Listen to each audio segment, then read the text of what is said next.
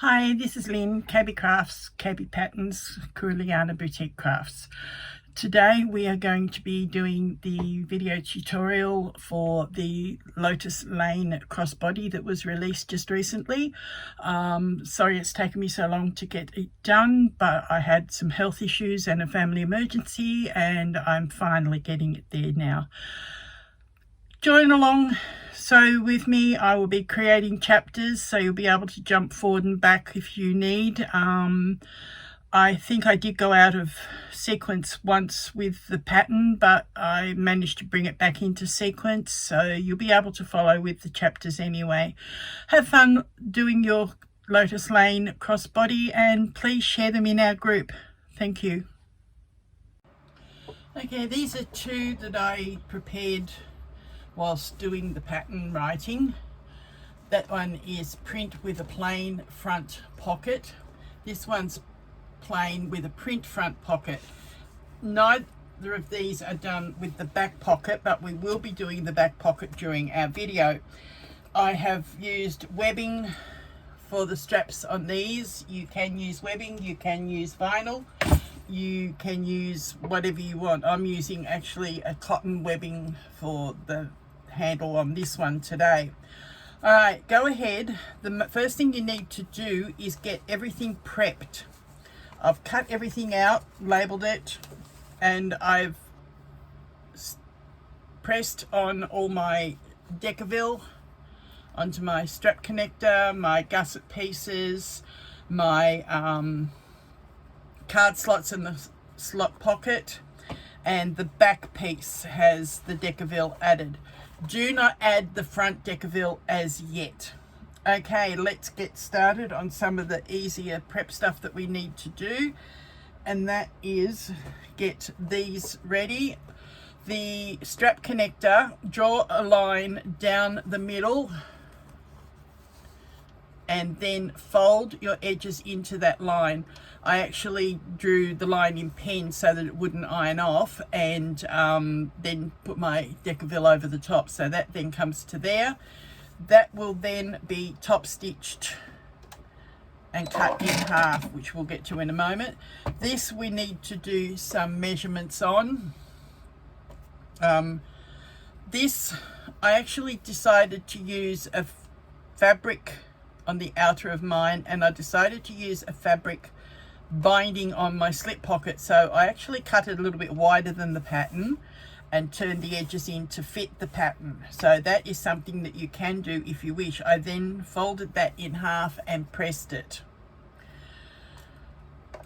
These we need to do some measurements. We need to mark them. I'll find my ruler. The 3 card slot pieces all need to be marked 3/8 of an inch down from the fold. I'll get that piece out of the way for a moment. So 3/8 of an inch down. I'm using the heat erasable pen now. So we do that on all 3 pieces and draw a line across those marks that we've just made.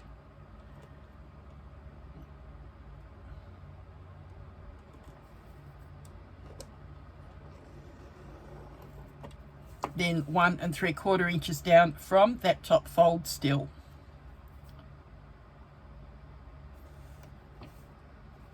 These measurements are all in your pattern.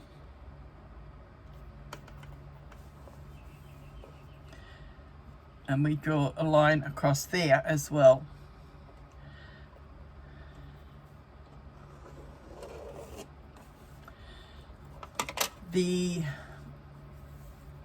You do that to the other 2 pieces of that as well, so all 3 of those need to be done that way.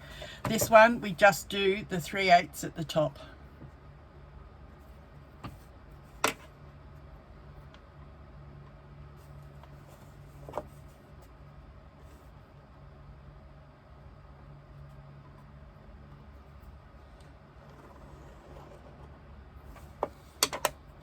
All right, so go ahead and finish doing all those markings and come back and see me.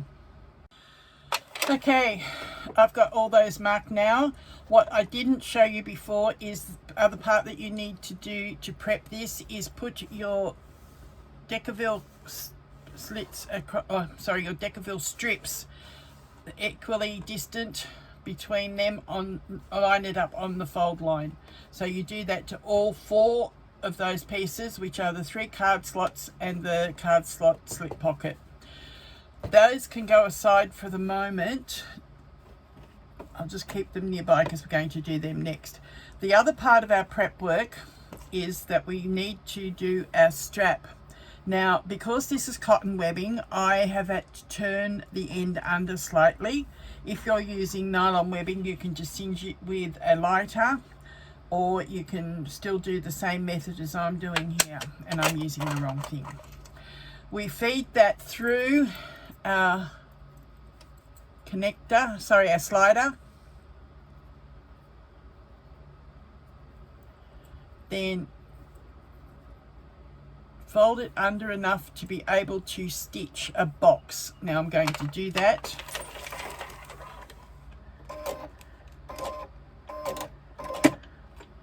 Probably should have the zipper foot on, but I'll make it work. So we stitch across. So we get near the side, turn it.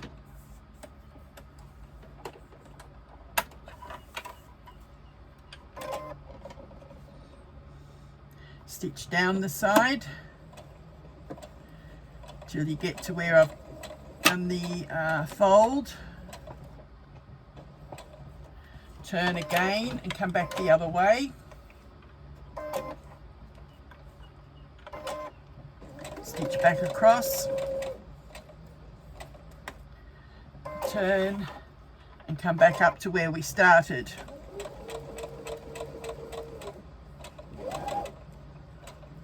Now we are going to turn it to come diagonally down to the other side at the bottom.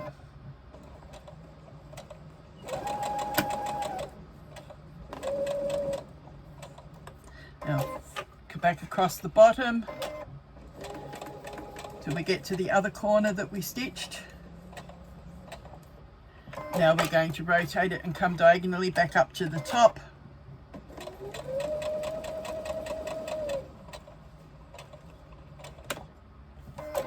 I keep turning it to make it the easiest way to stitch, and we stitch back across the top and end it off.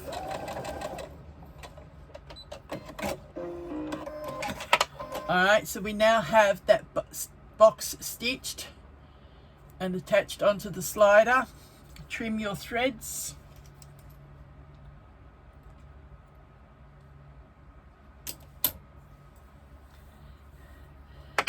Come to the other end. Take one of your swivels.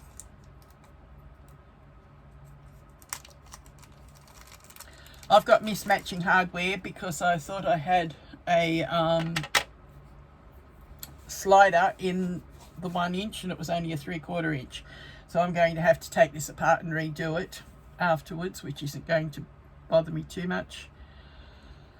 Slide that through your swivel, feed it up.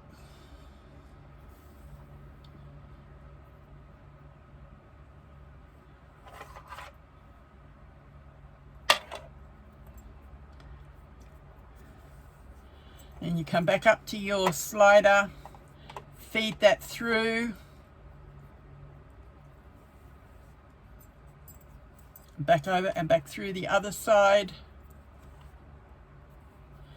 Then you take your other swivel. I cut enough length on this to allow for me having to redo it. On yours you'll have it all correct and do the right length. Alright, so now we just feed that through the swivel, fold it back like we did on the slider, and again we stitch our box to secure it.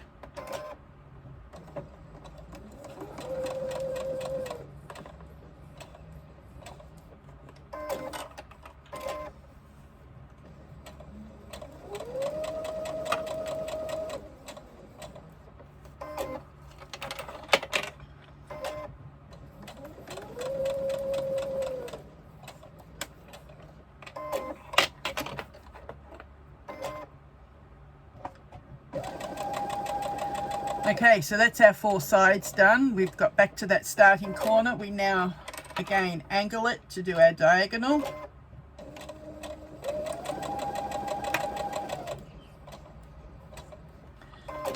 Back across the bottom to the other corner. Now swivel it for the other diagonal.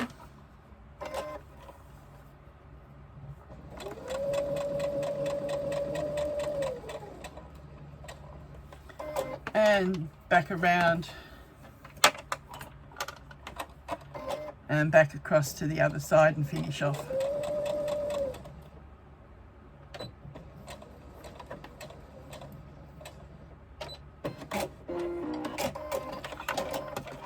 Okay, if you're using vinyl, you can then put rivets into that box to help secure it even more. And we have our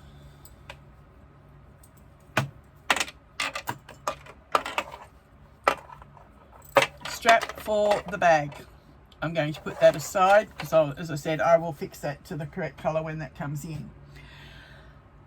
Connectors strap, where did that go? Right here.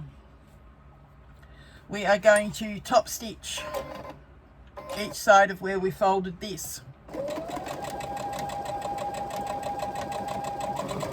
You can lengthen your stitch on your top stitching. I forgot to do that, so I will do all mine on the standard stitch. I decided to do this one in all cotton woven and waterproof canvas so that I could do it all on the domestic, so that I'm not going backwards and forwards just to top stitch, because I normally prefer my top stitch being done on my industrial. Alright, so that is our strap connector. We have top stitched both edges. We are now going to fold that in half. We can trim our threads at the same time.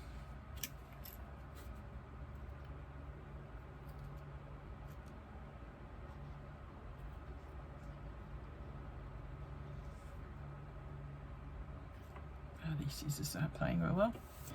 And while we've got it folded, through that fold at the center, we are going to cut straight across.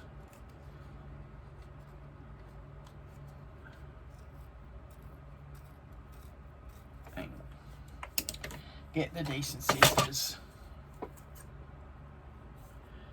Straight across. Then take your D-rings or triangles, I'm using triangles, and we slide that through, fold it in half and put a clip on it to hold.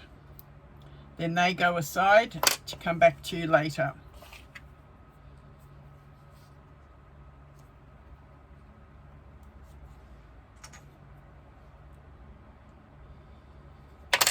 Right, so that's our 2 strap connectors done. These all need top stitching, the same as I've just done on the strap connector. So again, 1/8 of an inch from the top for our top stitching.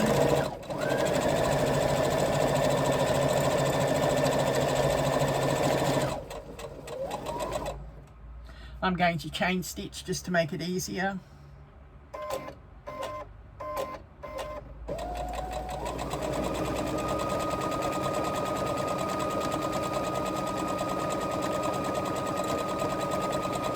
Do this to all 3 card slot pieces and the card slot slip pocket, which are the 4 pieces that we've put that thin strip of Decovil onto.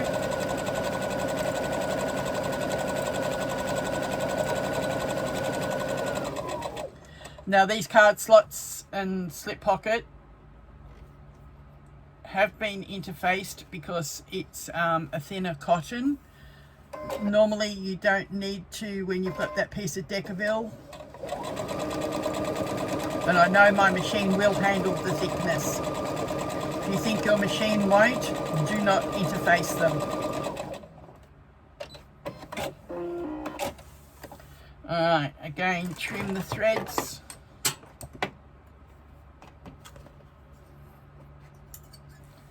trim them apart.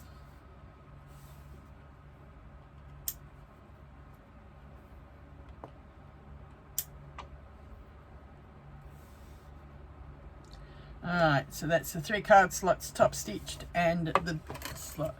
Let me just turn the page and see what's next.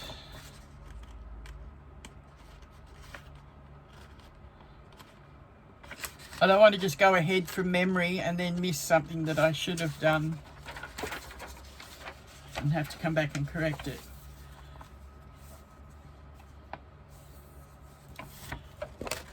Alright, we've done the stabilizers.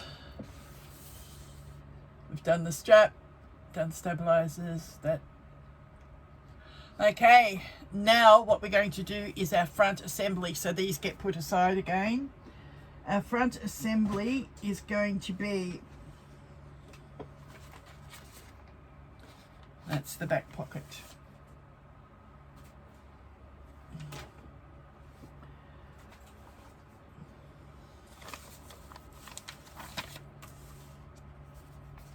Alright, we have our exterior front pocket lining and our exterior piece, and the same with the front flap. Then we will come back and we will get the top part of our front and the bottom part. So these are all the pieces that we need. So we've got our exterior front bottom, our exterior front top, our exterior front pocket, which I'm doing in a contrasting color, which is the same as my waterproof canvas inside, and my front flap. All right, so let's just put them aside and use the front pocket piece first.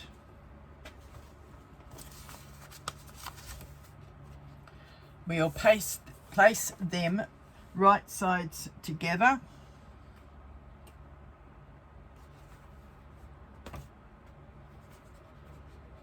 And we are only going to stitch this top straight seam using 3/8 inch seam allowance, which my blue tape indicates me my 3/8 inch.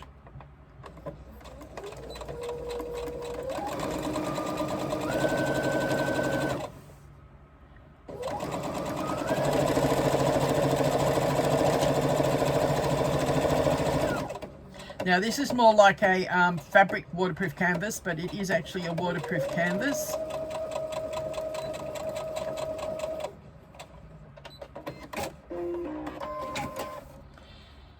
Then we flip that open.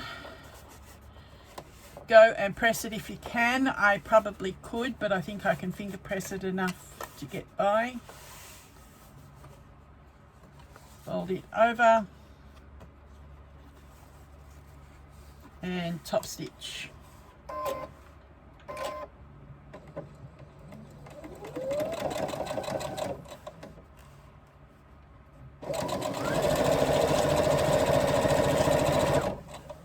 If you are using a thinner lining and a vinyl top, make sure that you top stitch from your vinyl side.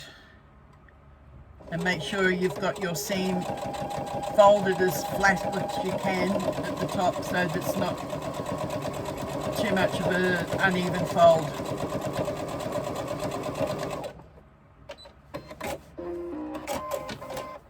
Alright, so that's my waterproof canvas one. That is the pocket. And again, the same with our flap. Except with our flap, we are going to stitch the curved side this time, not the flat side. So match up that top seam as best you can. I'm going to put a couple of clips on it to hold it.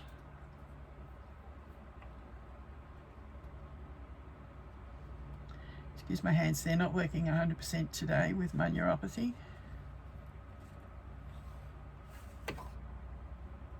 That's why the video has been so long coming. I had a flare up with my neuropathy after the family trip away, and it's taken me this long to even be able to get into the sewing room. All right, 3/8 of an inch again.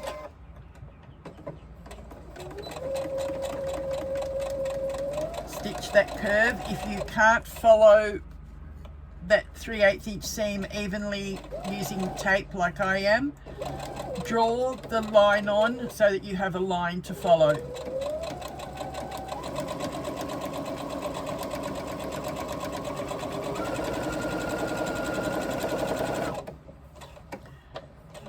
And then when you get back to the curve, again, go slowly and follow that curve around the 3/8.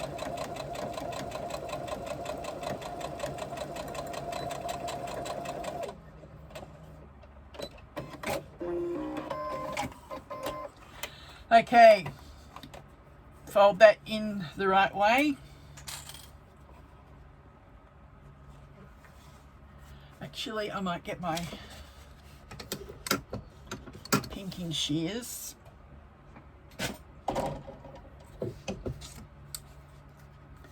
And just trim that curve.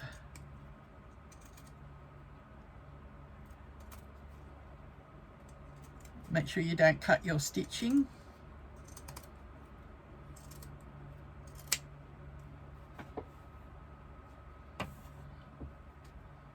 Okay, so that's what I've done. I've trimmed the curve close to the stitching.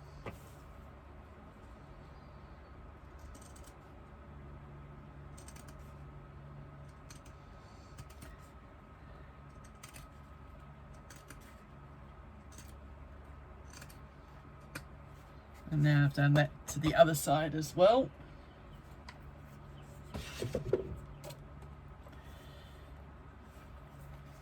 Fold that through. Push that seam right out.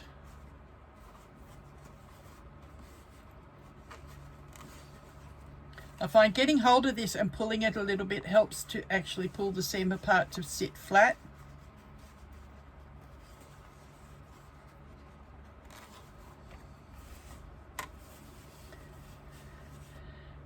Press it flat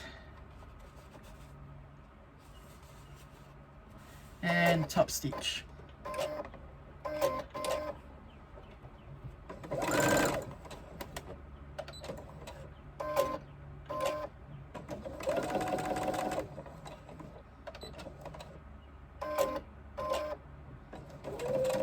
Okay, it just didn't want to quite feed properly there at the start. So I just lifted the needle, moved it a fraction and put it back down till I got it feeding.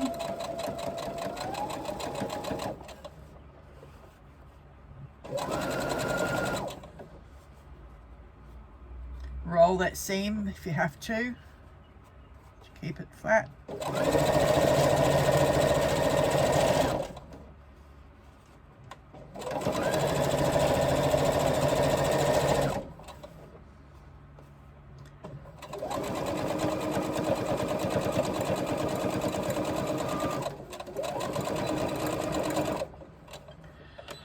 Alright, I am using spring snaps on this, which I will go through all layers. The bottom one I probably will put a little bit of Decovil and only go through the top layer, or on the top part of it and put it through there. If you are putting magnetic snaps on, this is where it is still best to do that top stitching first so that you know where you can put it and feed it up as close to that seam as you can without having to try and stitch around it afterwards when you've put them on. I've mentioned it in the pattern about positioning. I'm going to go ahead and go put my snaps on and I will come back. Alright, there is my flap and pocket snapped together.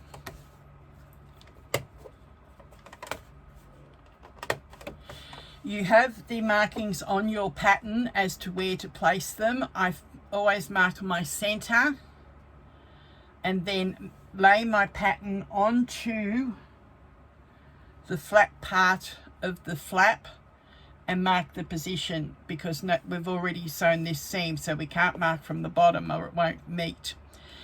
Alternately, also the bottom, we do the same. I mark the center and I match up the curve, and then I mark where the snap goes and I place it on there. Now the next part we're going to do is lay that pocket onto our external bottom. We don't need the flat piece at the moment. We are going to line up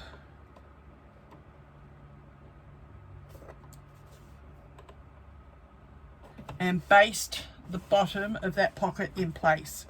Now basting is a very close seam around the edge.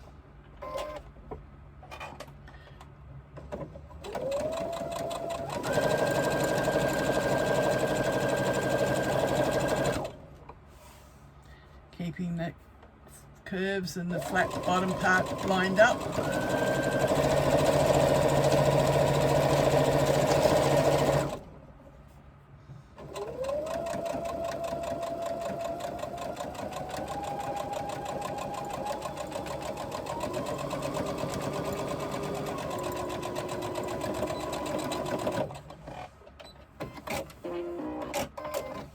That now holds that in place and it doesn't move out of position. Now we are going to snap that back in place, line up with the top part of the exterior, again baste that into position.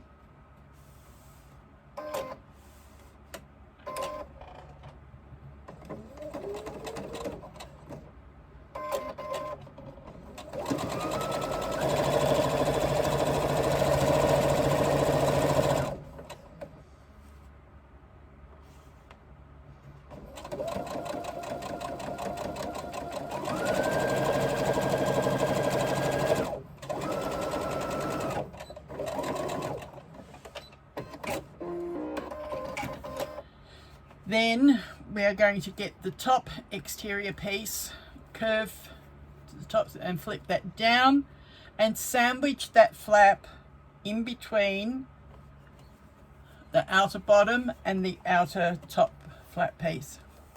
Now we do our 3/8 inch seam across the top.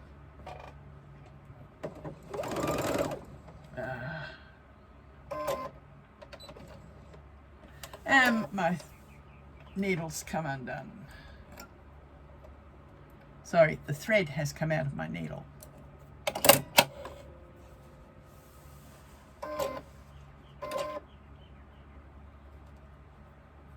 Make sure you've got this positioned properly.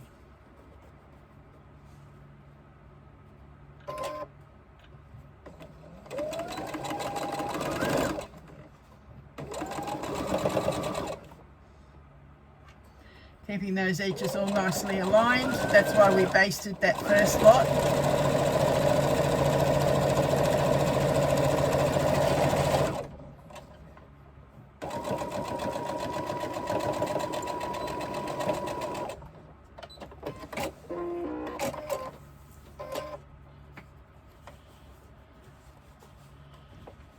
Okay.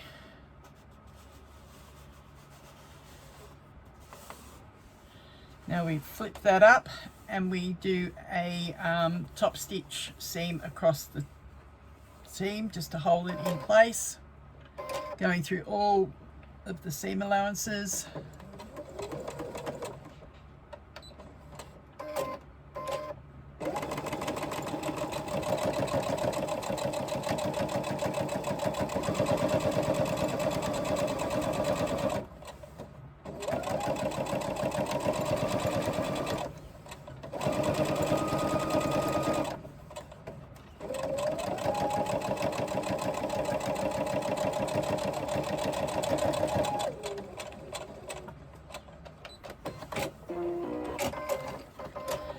Okay, so that is the top part top stitch now above the flap. The flap opens nicely and the pocket is in place. And that is our front outer now completed. Now you can take that other piece of Decovil that we didn't use before, wherever I've put it.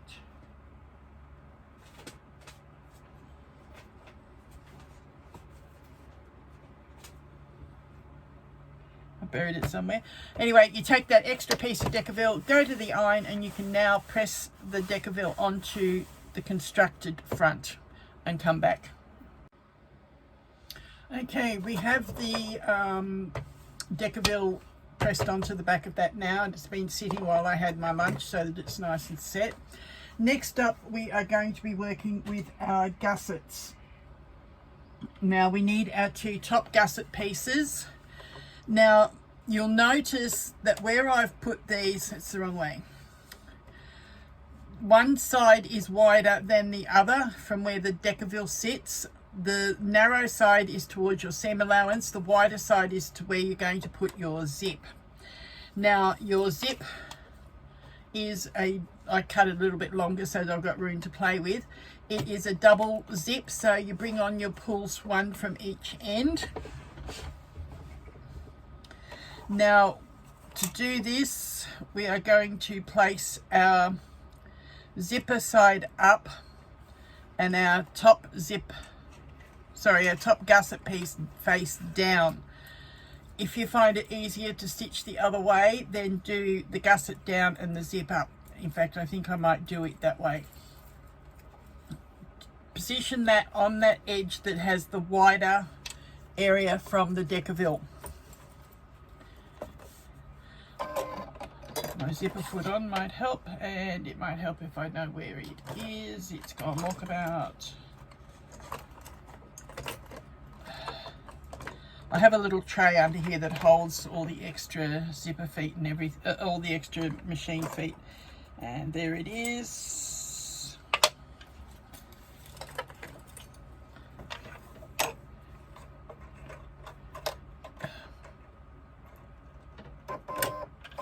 Alright, so I'm going to line the edge of that zip up with the edge of the gusset, and I'm going to stitch. I generally run the edge of my zipper foot along the edge of the teeth, depending on the width of your foot as to where the optimum position is for you. Work it out. I'm going to now just stitch my zip in place.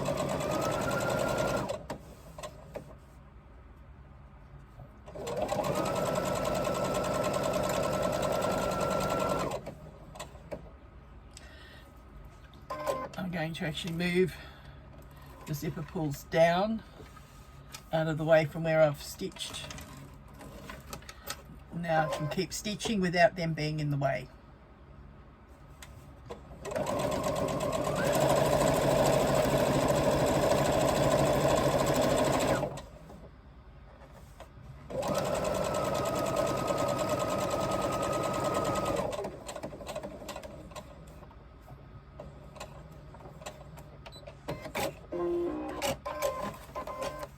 I think in the pattern I said to actually baste that edge. I've gone ahead and done the zipper actually fully stitched in. So what I'm going to do now to counteract that is get my lining, and I'm going to place that level with the edge of the zipper facing, turn it over, and I'll now stitch along the seam that I've already just stitched.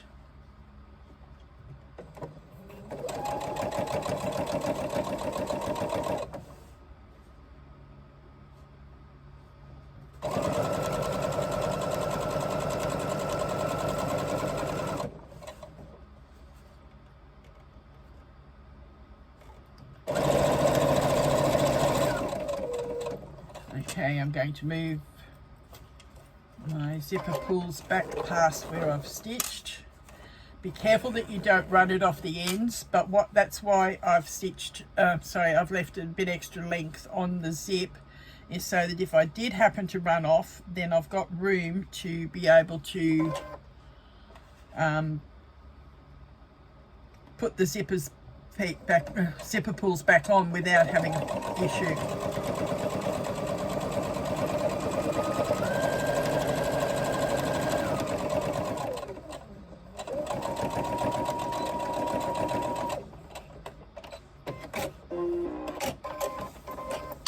Now what I do is fold both of those back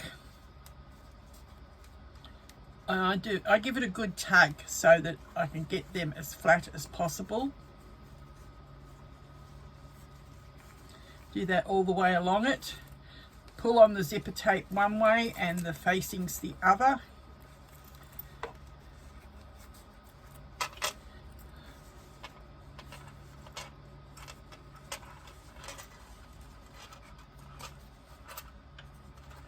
Alright,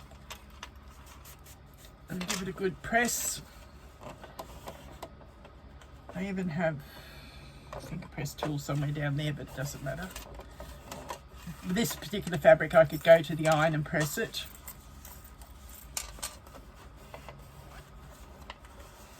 Now what I'm going to do is come back along the edge of that and top stitch both pieces pushed aside away from the zip.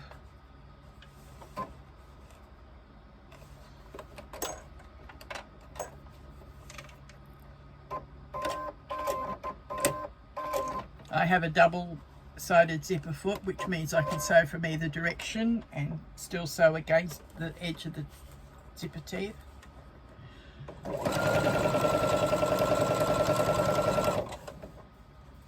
I want to keep pulling that and making sure that those edges are even.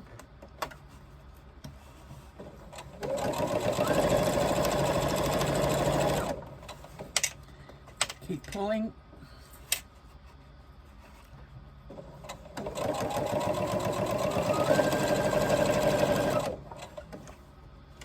Again, keep pulling.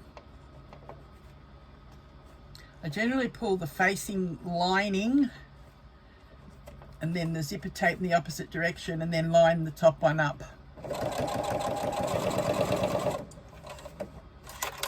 Move the pulls back out of the way.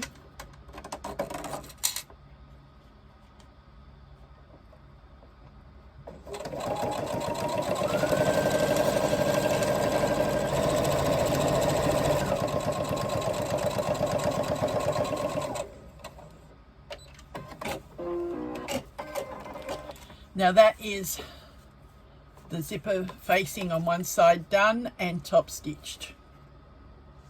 Now I'm going to repeat that on the other side, do that and then come back.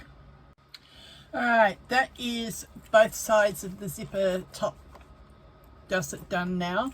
I have top stitched both of them.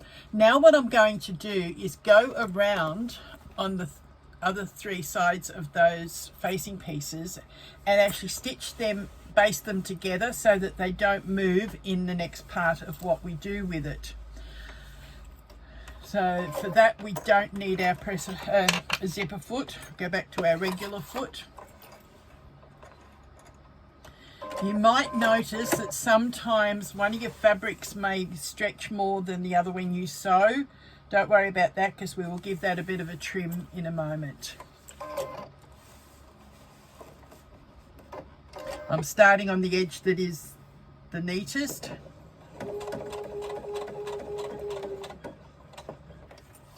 Out to the corner. Now baste down the edge. And this will stitch both layers together.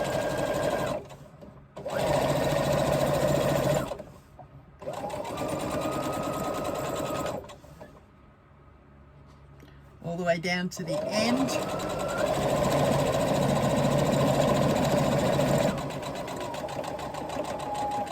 Now when you get to the one that's the shortest, pivot on that shorter piece.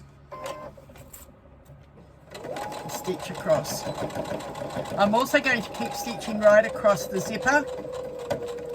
Make sure that those teeth are sealed, that the zipper ends can't come down any further now. And I continue along to the other side. Pivot, come back down. Sorry, I can't help you with that on Apple Watch. Siri always seems to come in and do something like that when I'm filming.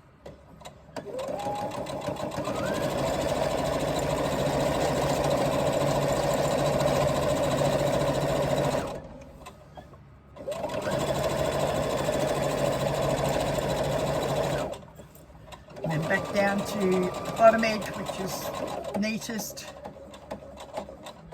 lining up with where you started on the other side, and again coming straight across the teeth and back and forward across the teeth out to the end and finish. Now we are going to be working with that as one whole piece in the next stage. I'm going to trim those edges that are a little bit uneven. Trim my threads, trim across and across the zipper tape.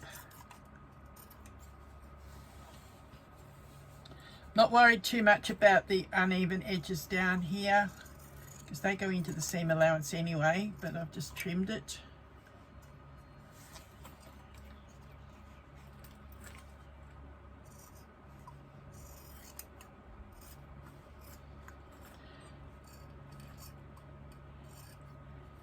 This waterproof canvas that I'm working with is a little bit strange in that the texture is like a cottony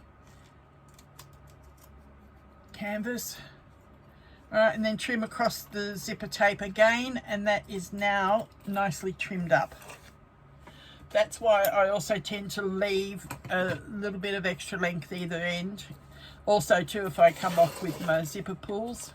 Now the fabric that I'm using has a bit of a Frenchy feel to it, so I've used my Eiffel Tower pulls on the outside zips. Next we need our zipper tabs, sorry, connector tabs that we did before. So bring those back, line them up centrally across your zipper pull, your zipper tape.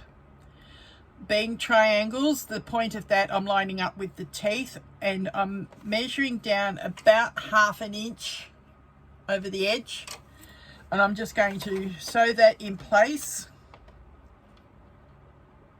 Make sure it's about centrally placed across and lock them in place.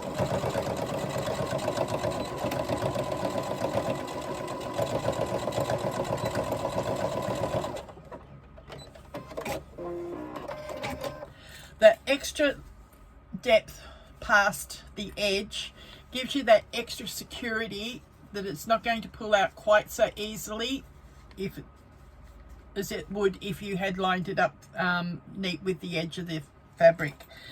I've seen many a tab pull out if it's been not left enough to give you some strength.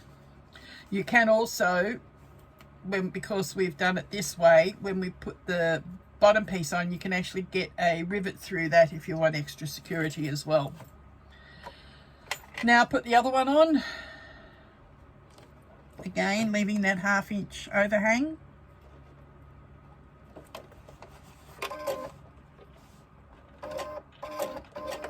And stitch that back and forward.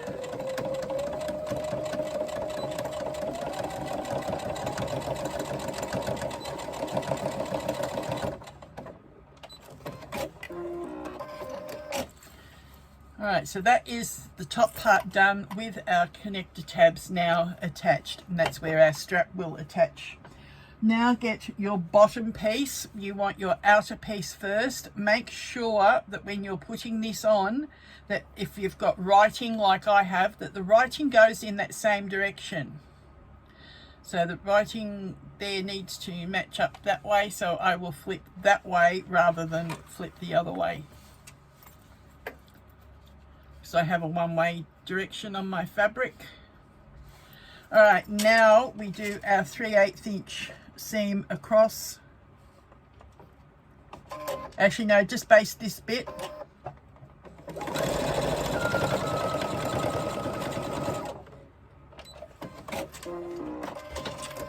Now get your other gusset piece.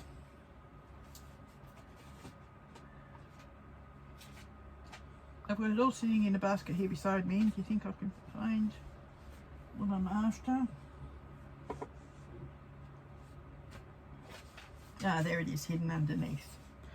All right, now right sides together, lining to lining. that same seam that we've just basted. Now we are going to do our 3/8 inch seam. Stitch that all together.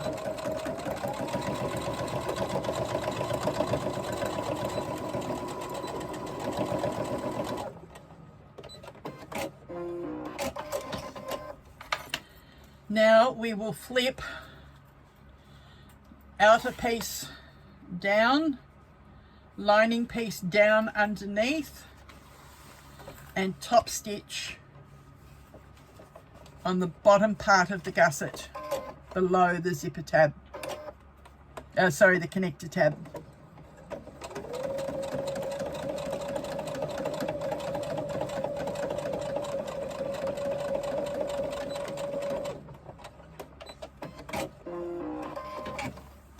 Alright, so that's what you have on the outside and on the inside. Now this next part gets a little bit tricky. You need to match right sides or outers together, baste it,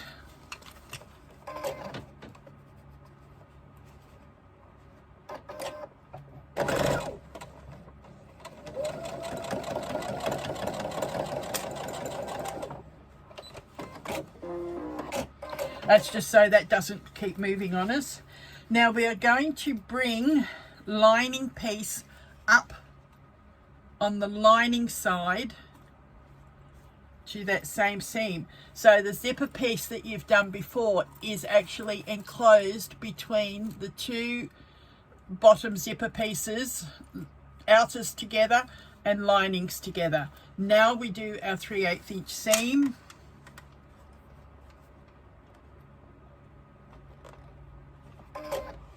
You can see how this could tend to move if you don't baste that first piece.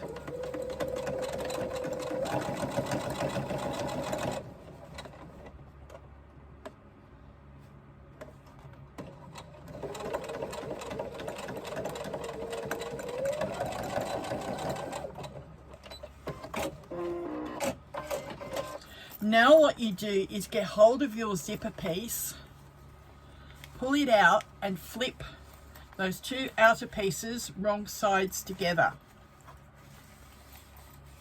I tend to turn it so that the lining is in the middle and the outers are on the outer piece. Pull firmly on that seam, keep them separated of course. Pull firmly on those two pieces on that center seam that you've just done. Pull it down and do your top stitch .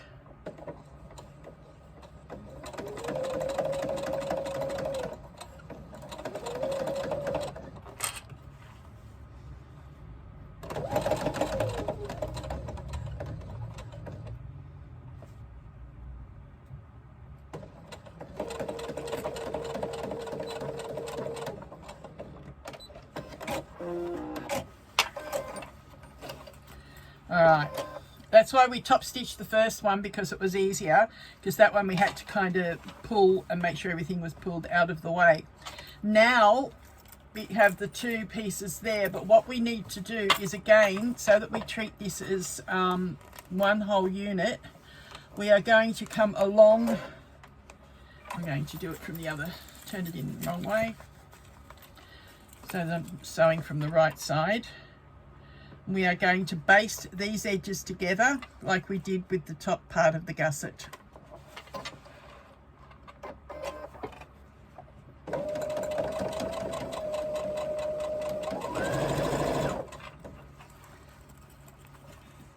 Make sure that you keep some tension on it to make sure that it is actually fitting properly and evenly.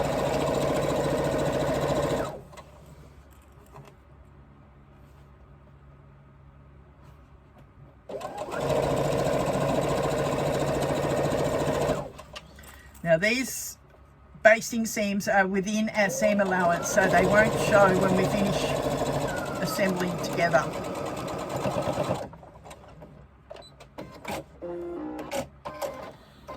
Now we do the same thing to the other remaining side.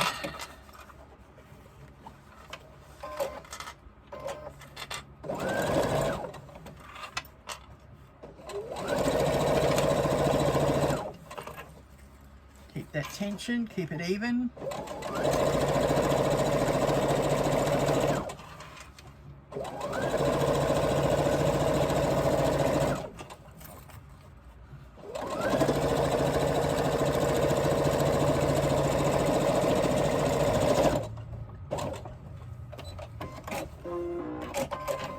And trim your threads.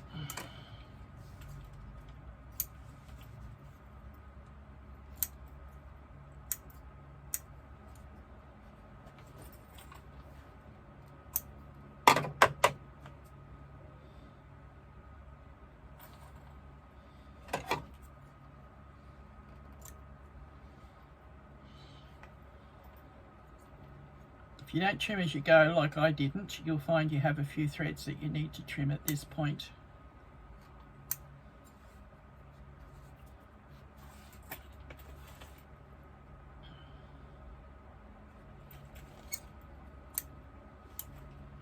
I'll turn that back in the right way now. You will find we now have our gusset, and you will find that the top and the bottom are exactly halfway.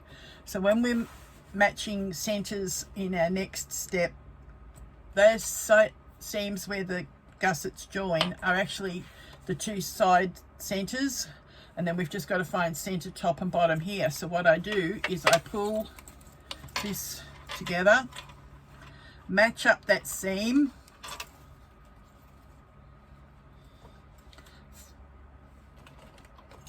fold it down and use an erasable pen to mark centers on each side, making sure you match that seam evenly. Pull it down, mark it top and bottom, then do the same for the bottom gusset piece. Match it up, pull it down, get the center. If you use a heat erasable pen and it does somehow show past your seam allowance, the end on your pen will remove it. If not, just a gentle press will remove it. Quite often a baby wipe will remove it. Alright, so there my centers marked on the lining and on the outers. Now we are going to start putting it together. No, we're not. We need to do our lining piece. Let's put this aside. I'll be back in a moment when I get the lining pieces together. Alright, I forgot that we are doing the optional back slip pocket on this. So we are doing an external slip pocket. I have cut one piece from my external fabric and one from my lining fabric. I am matching wrong sides together because I am putting a binding on the top. If you are not doing a binding on the top, then you will match right sides together, stitch it together, and then turn and top stitch. Alright, so this is my binding that I'm putting across the top. I'm going to use some double-sided tape. I keep my tape on a sticky tape holder because it's easier to get the pieces I want. I'm just going to put that across the folded edge of this binding piece.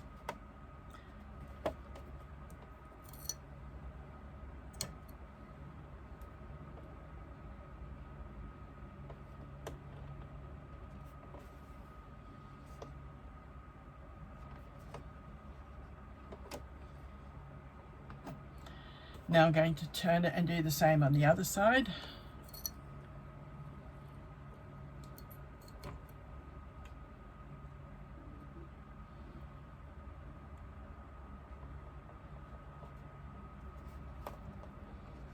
Now if you have a cloth label, you can attach it here, or you can attach it to the facing on the slip pocket on the lining.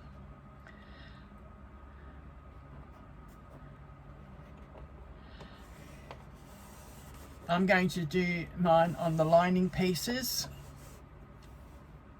All right, now I'm just going to quickly baste those edges together so they don't move on me.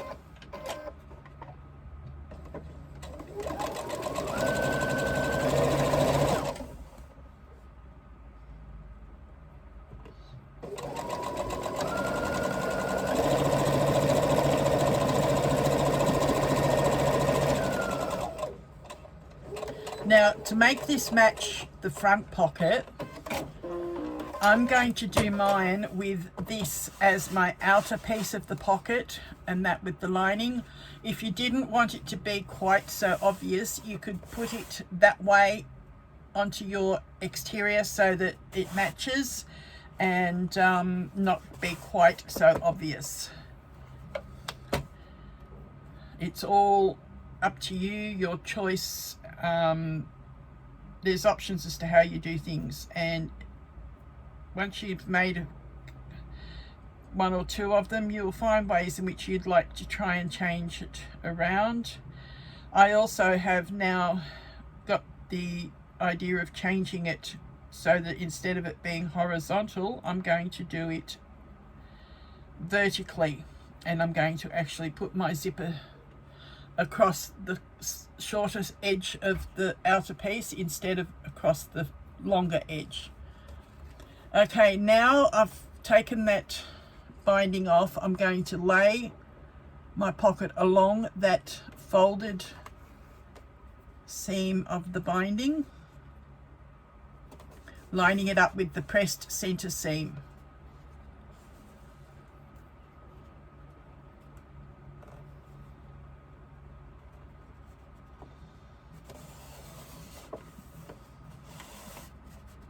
Okay, and I've mispositioned it. I'm going to take it off and do it again.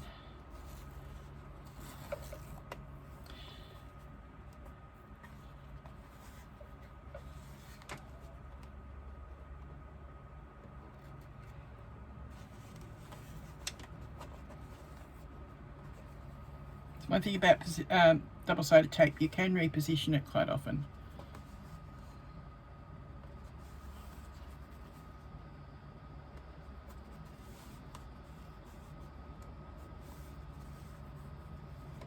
Alright, that's matched up better.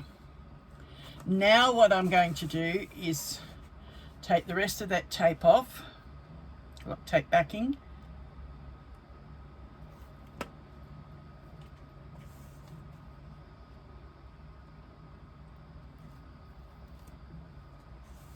and fold this down.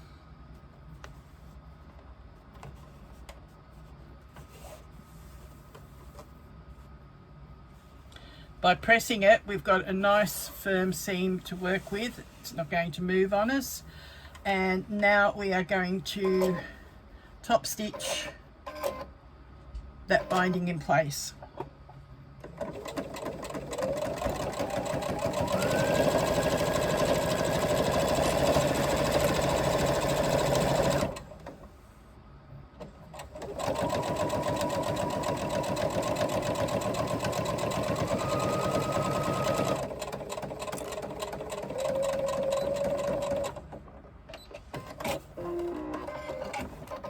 Alright, so that is our exterior slip pocket. We now need our exterior back piece. Again, making sure we get the writing the right way. I hope I did that with the front. Should have done because I cut it that way. Line up your curved edges.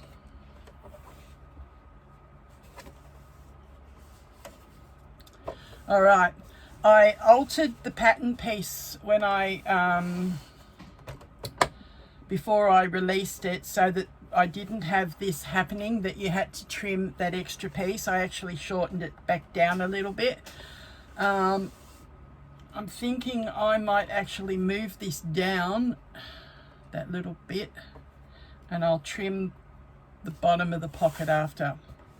So they've got a little bit more room still sitting there. I'm going to position it from this side.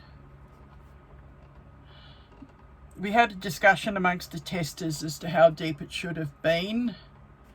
and in the end we altered and went back to the fact that we wanted it that we didn't have to trim it. All right, so I've done that. I'm now going to baste this in place from this side.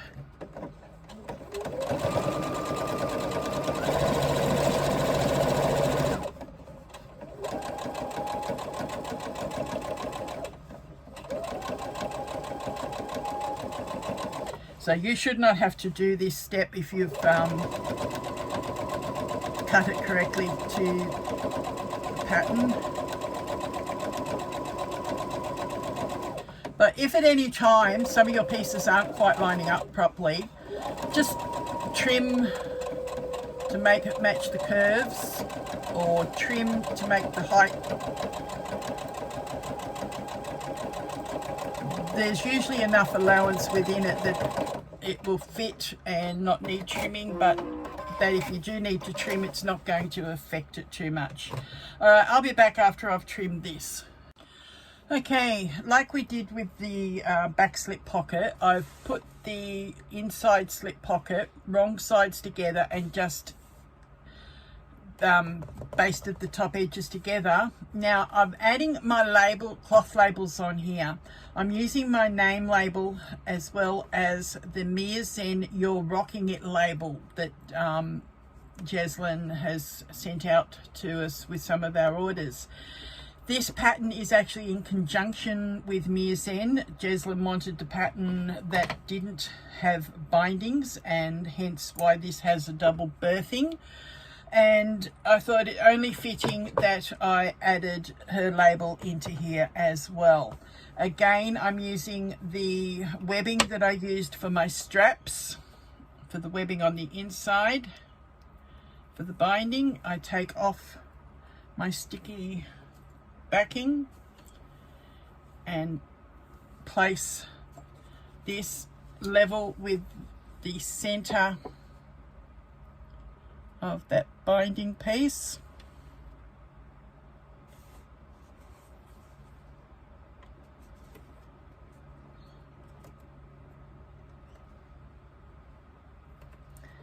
And again, peel off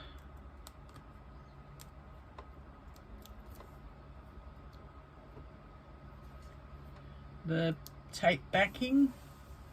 I've actually cut this one a bit longer than I needed. Fold this down.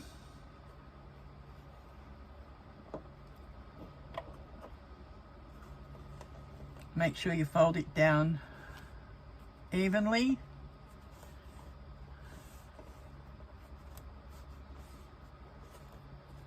And again, we top stitch and attach the binding at the same time.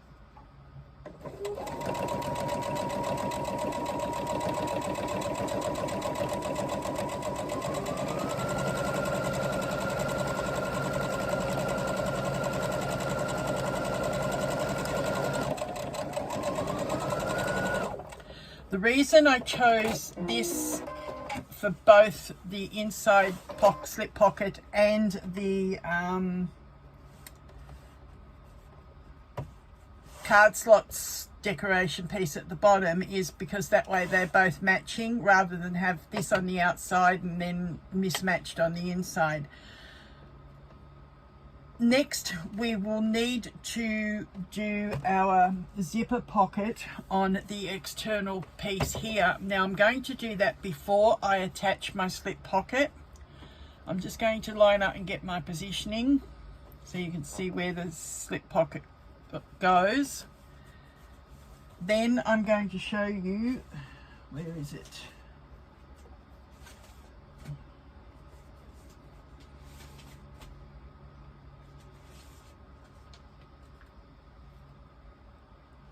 No, that's not it. P, that's the one. Our zipper facing. Now I've given you some options. Either you do your zipper facing, or you can use a decorative vinyl and do the shaped outer facings and put your zipper behind. Because of the lining I'm using, it frays. I can't do that with this particular make, so I'm doing the old-fashioned zipper facing. Now this has to go in here, and it needs to go so that the zipper lines up above where the edge of the zipper, sorry, the slip pocket is. Don't try and cut out the zipper pockets. Both of them are essential. You will not be able to berth your bag without both of those pockets. I had one tester ask if she could leave out one of the pockets, and I had to explain why both pockets were essential. They are required, so please do not try and cut out using the zipper pockets. If you don't want your zipper pockets, you are going to have to revert to using the binding method of assembling your bag. And the whole point of this particular pattern is that there was no binding method in the bag, and that you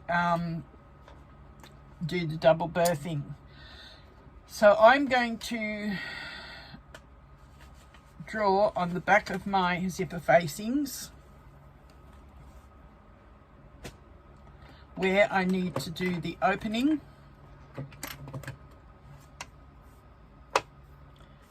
Now I need to position this basically central.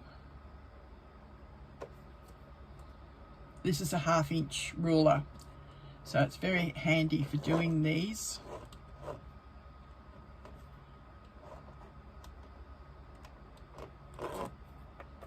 And leaving your 1 inch each end.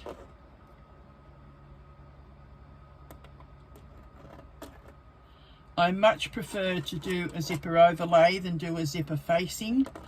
However, it depends on the fabrics that you're using as to what method you need to do, and in this case we need to do the facing. So we draw on the zipper box. Regardless of whether you do the facing or the overlays, the construction of the zipper is exactly the same.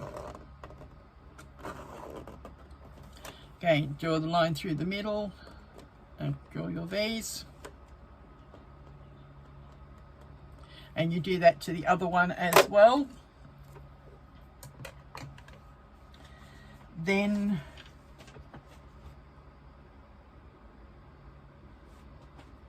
get your lining piece, face right sides together, centrally located, and I'm pretty sure I worked out that that lines up to there and it fits the right way. Actually no, it can come down a little bit.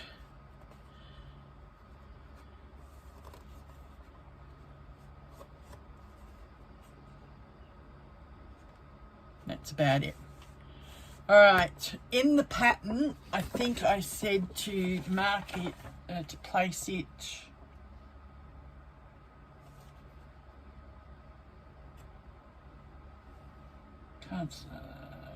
pocket pieces. Sorry, I'm just checking where it is. I've jumped around in the pattern.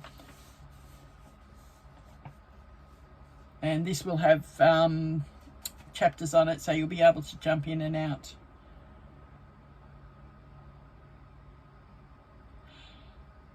Three-quarters of an inch down from the top, which is about what I've placed that. Yes, 3/4 of an inch down. 3/4 of an inch down. Okay, so that, make sure I'm central this way. No, I'm not. The easiest way to do that is mark the center. All right, that's about it. Remove our slip pocket. Go to the sewing machine and stitch around this box.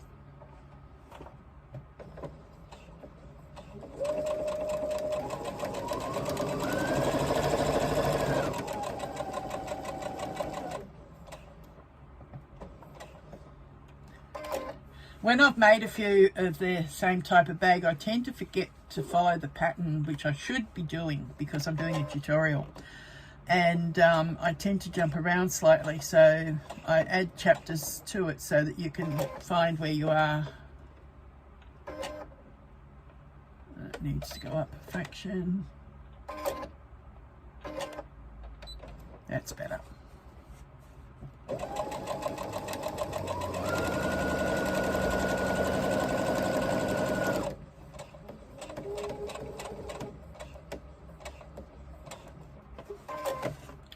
Down the other end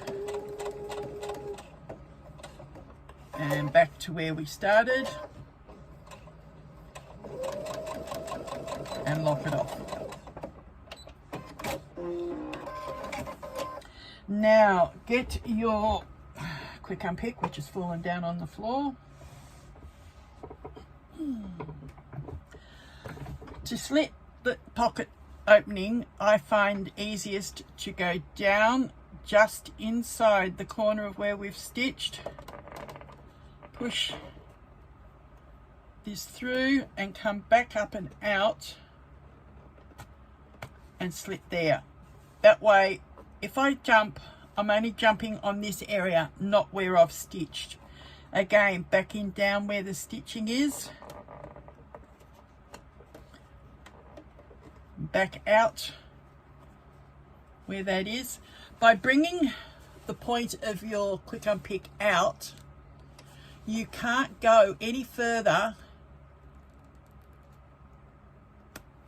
than where that is. That's as far as you can cut. Do the same on the other end. Down in the corner, up at the end of the peak.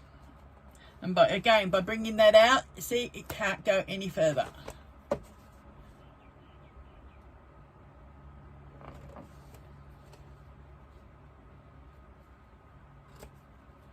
Right, now that we've got both ends cut, we now cut along that center line.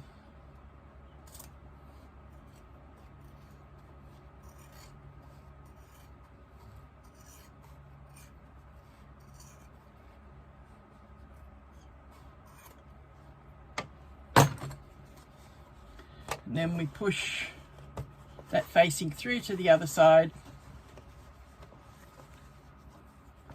pull it through,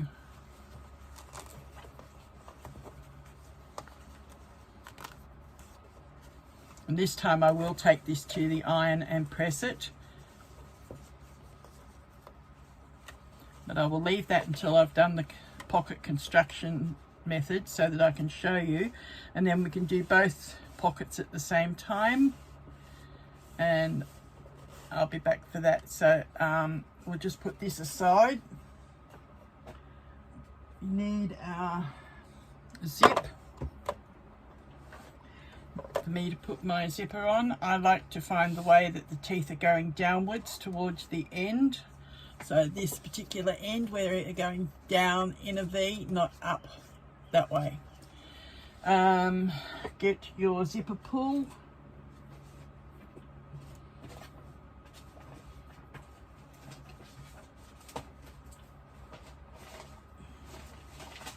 I think I've left that out on the table. I'll be back.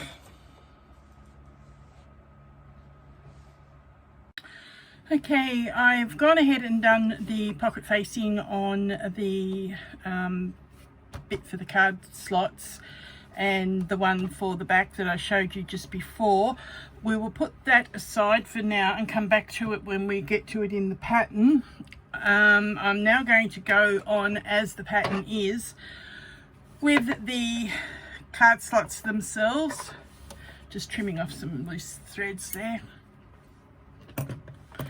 So remember, we prepped our card slots in the previous section and we marked our 3/8 and 1 3/4 lines. We start off with our card slip pocket and we take one of our card slots that we've prepared and we line up the top of the card slot with that line that we've marked on the slip pocket.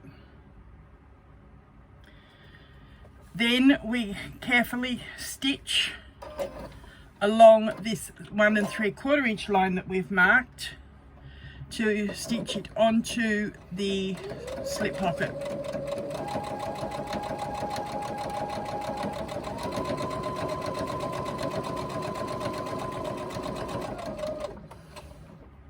Making sure we keep it aligned with that line.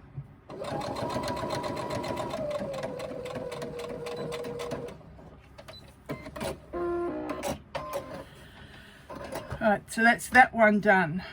Now we bring our next card slot piece and we line that up with the next line down, matching our raw edges and keeping that line with the top edge of this card slot. Now we stitch along the bottom line again on this card slot piece.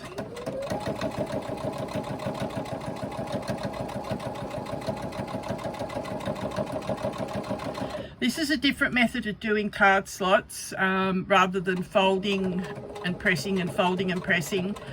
Quite often that, if you are out marginally on your first couple of folds, that can then transform down further in your card slots and be right out at the bottom and not be totally level. This method I find is easier to line up and it's easier to press and sew. Okay, so now we take our final one and again line it up with that top line that we've marked on the previous card slot, and we're going to stitch on this line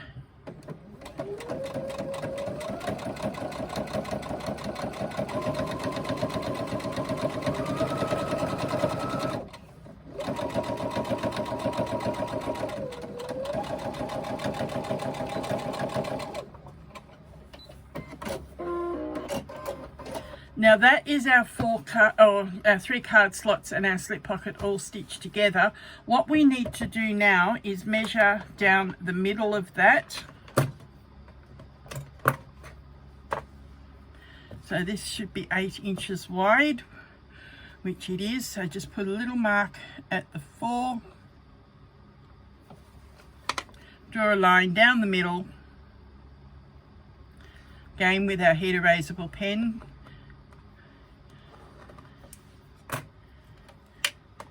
And we are going to stitch along that line that we've just drawn to divide the card slots into 2 on each side, like one each side of the line.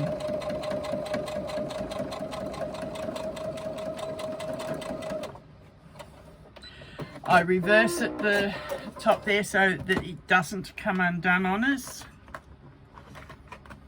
Normally I'd be doing all these top stitchings on my industrial, but as I said at the start of this, I decided I was going to do it solely on my domestic so that I could show you that it can be done and how easily it can be done if you're using a cotton fabric as well.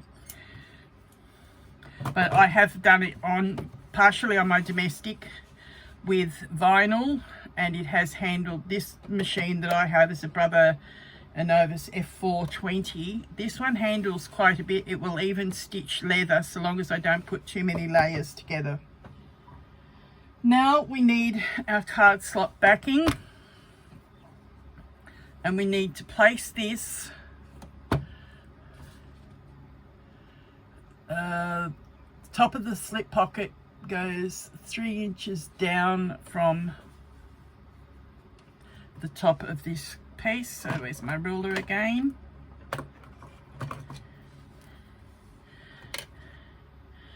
Okay, so 3 inches down. I'll put a clip in that to hold it, and 3 inches down on this side, which is not very far off it at all. That's it. All right, and put a clip in that. Now what we're going to do is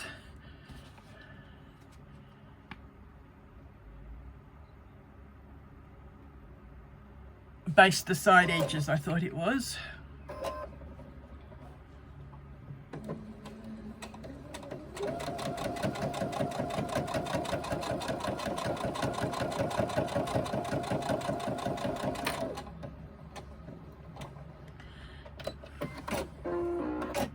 Now the reason we do all this before we finish putting the zipper pocket into that opening is because we need to be able to keep the zipper pocket free from these side seams. And if we're to put the pocket in first before we constructed the rest of this, it would have caught the edges of the pocket and made it very, very hard to turn through. This way the pocket is kept loose behind.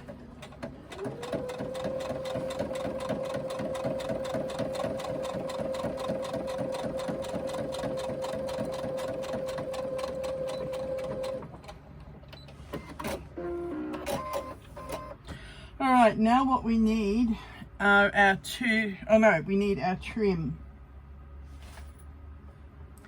This is our card slot bottom trim. I'm using the same as I've used for my slip pocket trim and my external shoulder strap.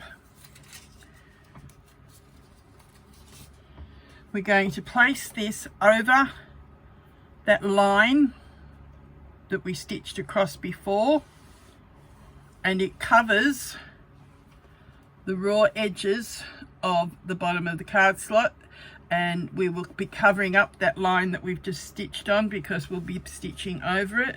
But I find it easier if I stitch the bottom piece first.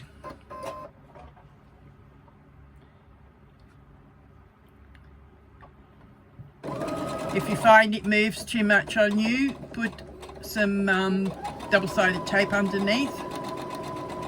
If you're not doing a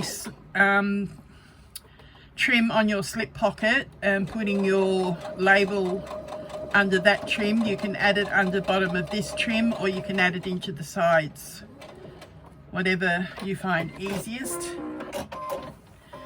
Make sure that I have caught that. Yes, I have. All right, now we come back and we stitch the top edge of that trim.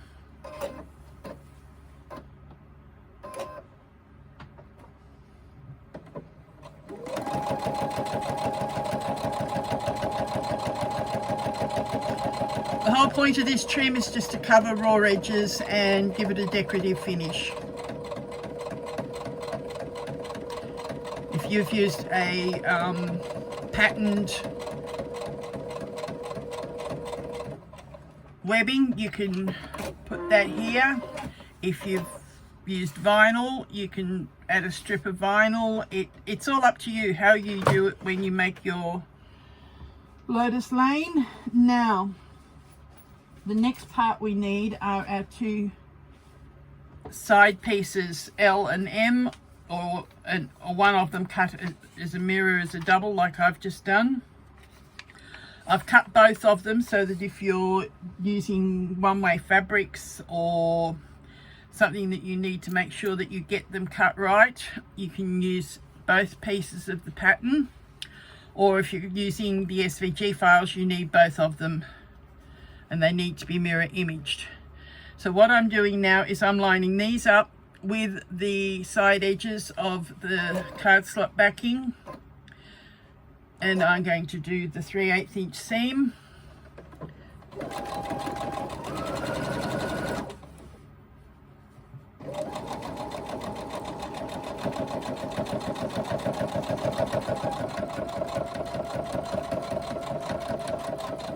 And we're sewing through all those thicknesses of the card slots.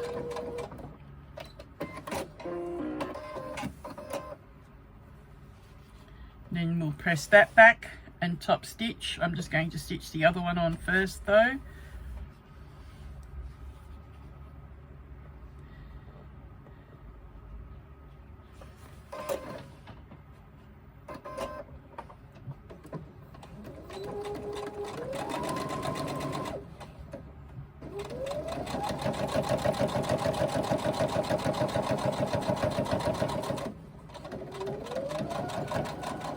Do not take more than a 3/8 inch seam here, or you'll find that your card slots may be diffraction narrow.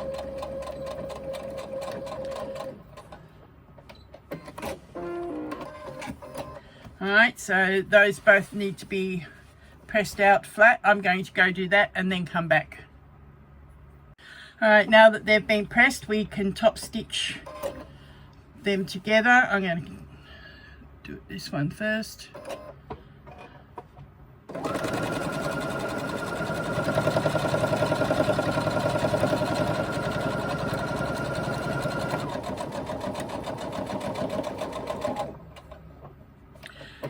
Now while I pressed that, I got rid of all the pen lines that I'd drawn on there, so they've now all gone.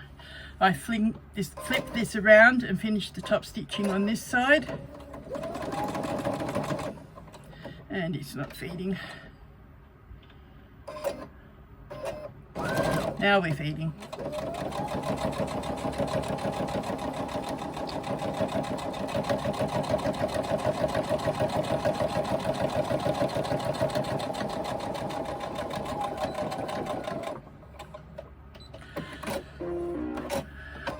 Okay, the next thing that we need to do with this is to check it for size accuracy.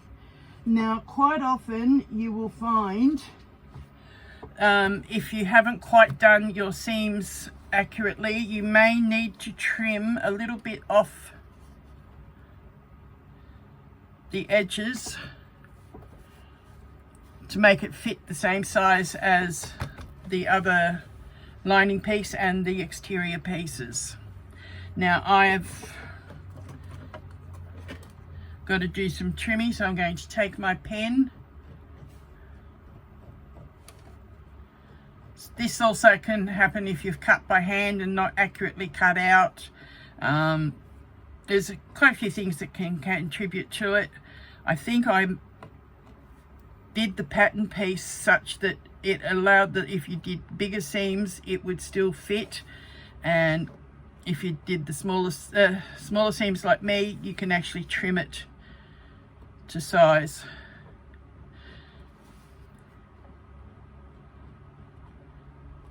I've done some and I haven't had to trim them. I've done some and I have had to trim them. I think a lot depends on your accuracy of seams, as I said, and the fabrics that you use. It's all different things can contribute to it. All right, so I can move that off now. I'm going to trim where I've marked.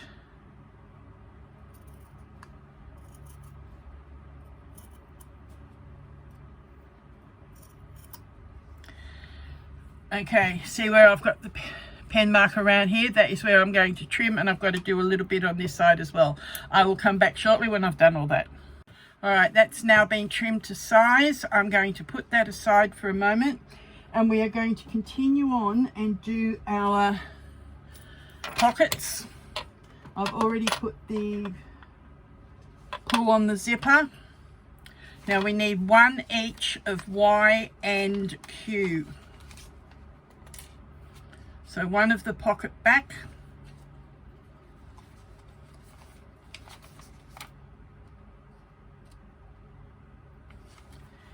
and one of the pocket front. Still all pinned together here. Right, so it's one and one. Pins out of the way, don't need them. All right, now what we're going to do is, both pocket pieces are assembled the same way, so I suggest that you actually do them as a construction method where you do the one pocket, then do the next pocket, and then come back and we'll do the actual assembly into the facing slots. Right, so we're going to place pocket back, which is piece Q, face up on the desk. We are going to take our zipper and align it with the top edge and put the pull facing whichever way you want it to go when you have it in your pocket opening. Now I like mine to go from the left to the right to open, so I'm going to turn that around so that my zipper pull faces to the left, and I'm going to line up both the zipper edge and the pocket edge.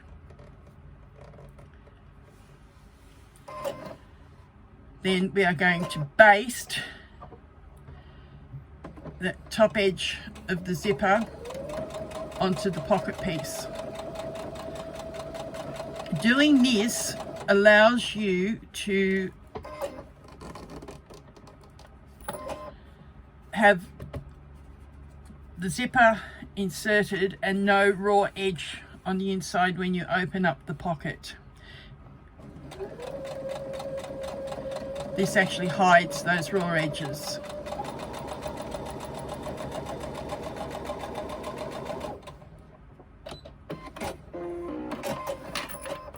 Now we are going to flip that up,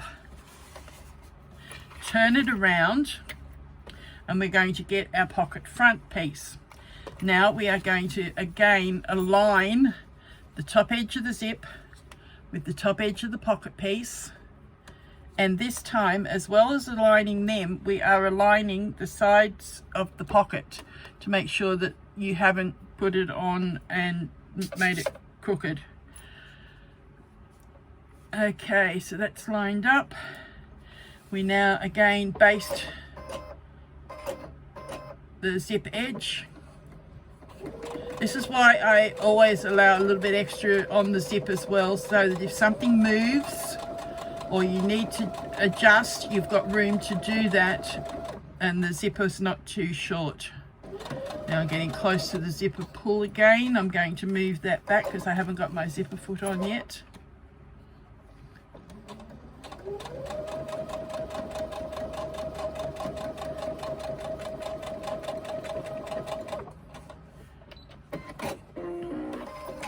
Alright, so that is now our zipper pocket assembled, ready to go in. We've got no raw edges from the zipper showing, no raw edge from the pocket showing, and the pocket will, the print will be showing when you open it up. You'll see the print, and I'm going to close that up for now, and the two prints are facing each other on the pocket. The shorter piece is the pocket front, the longer piece is the pocket back. Now, because we've cut them two different sizes, it's allowed for the width of the zip so that they then match. You don't have to try and trim. Okay, I'm now going to do the same with the second one. Go and press them and then come back. Alright, by pressing them, as you can see, the zipper now lays a lot flatter. It makes it easier for us to do this next section. What you are going to do now is retrieve one of your lining pieces. We are going to line up this zipper with the opening of the zipper facing, and we're going to place this centrally within our facing opening. I didn't get that. Could you try again? Ignore Siri, she does it often. Okay, so lining that up neatly. Again, if you need, you can use double-sided tape to hold it in place.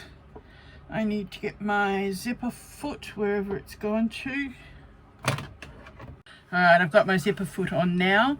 I'm going to start on the bottom.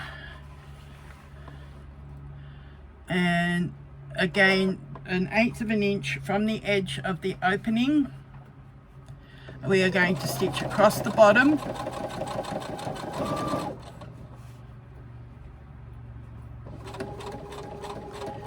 Remembering which way you have your zipper pull facing so that you get the front and the back on correctly.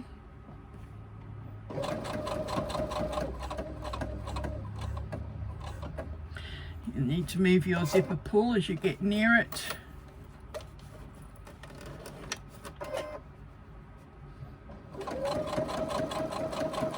Come down to the corner, come one stitch past, needle down in the work and press a foot up and pivot. I've got a knee lift which makes it a lot easier. Now stitch up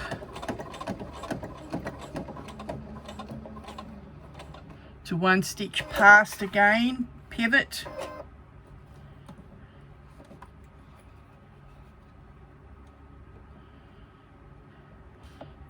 then stitch across the top.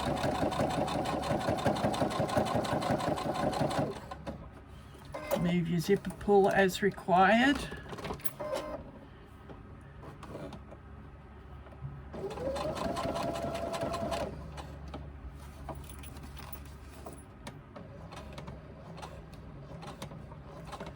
Okay, something doesn't feel right. I'm wondering if my bobbin has run out. I'll come back. Okay, I'm back. Yes, it was my bobbin had run out, so I've refilled the bobbin and we are ready to go and continue. So we continue sewing across. Now, because I've stopped, I'm going to actually backtrack a bit. And because I'm using the domestic and a lightweight thread rather than the industrial threads, it's not going to be as noticeable as if I'd done that on the industrial with a thicker thread. Or if it had been a contrast colour, it would have shown up a lot more. So you pick your times where you decide to do something like that. And guess what? I didn't rethread the needle. I rethreaded the bobbin. Okay.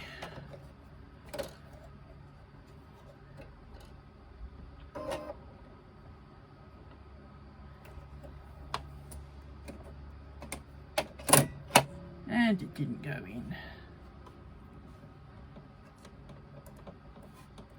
Come on, come down.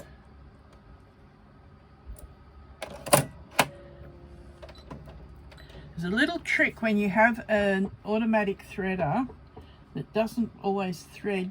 Put your needle down and back up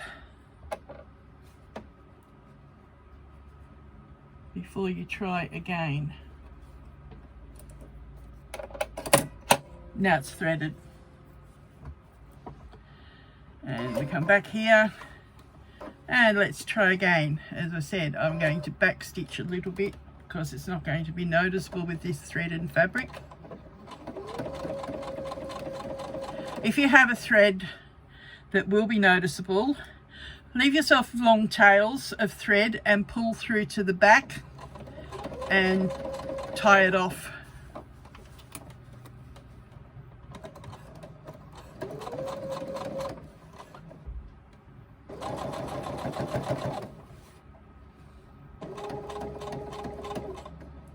That's what I generally do with the industrial threads. So I pull them through, tie them off, and then singe the ends to stop them from coming undone.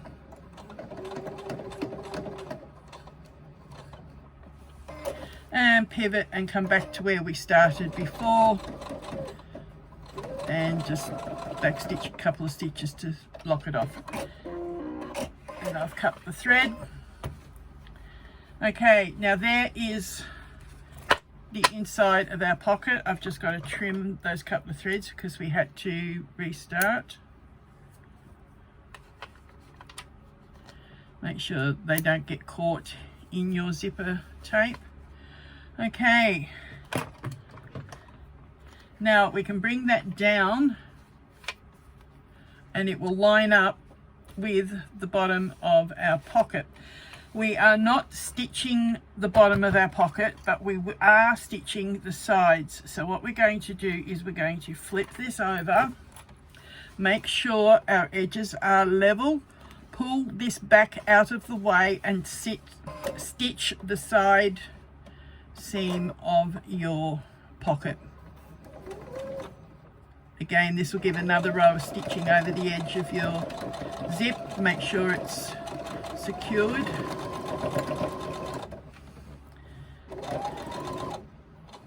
Now I'm going to, because this is such a thick canvas lining, I'm going to actually turn up my hems. I'll show you more closely in a moment. I've turned up my hems and I'm going to actually finish stitching. Let's come down, keep them up.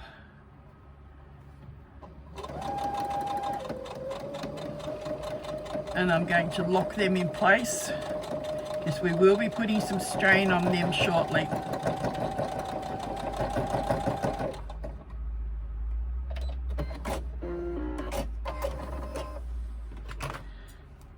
threads. Trim those couple of loose edge fraying threads there. Alright, you'll be able to see now what I've done. I actually turned up that way the pocket front and back the other way for the pocket back. Now I will press that at the iron later before I start assembling, but I'm going to just turn it for the side seam here the same way. Again, I have folded both ways and lining up the bottom.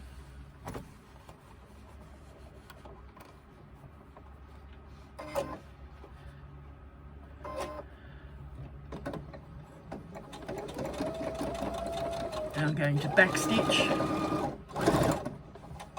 Zipper foot's not real happy about doing this. I should have probably changed feet and then changed it again. Alright.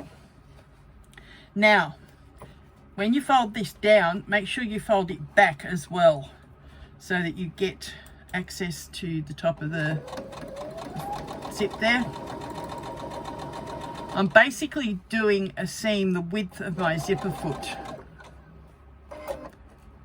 which is about our 3/8 of an inch.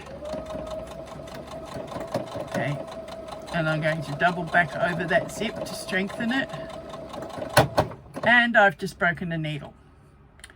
Very rarely do I break needles on these nylon zips, but occasionally I do. I will be back when I replace that needle. Okay, needles replaced. While I was off camera, I took the opportunity of going and pressing this seam up, or the hem up, so that's now as it should be.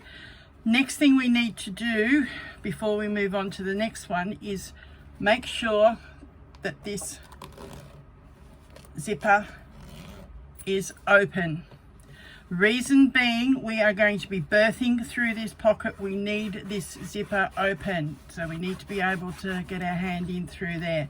As you can see, the bottom of the pocket is still open. You can see my hand coming through. All right, make sure that zipper's open. Put this aside and do the same with the other piece of lining.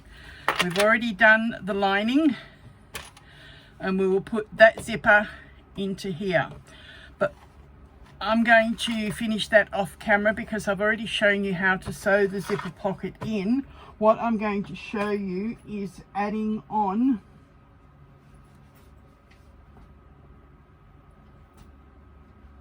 wherever it's gone. I know I did it. There it is. We have our slip pocket that we did.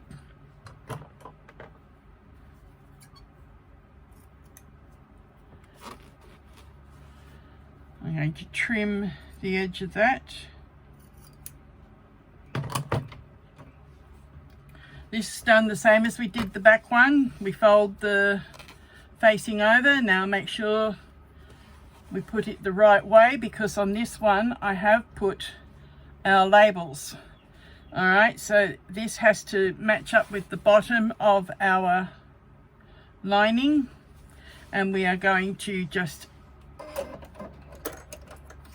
stitch the edges or baste the edges together.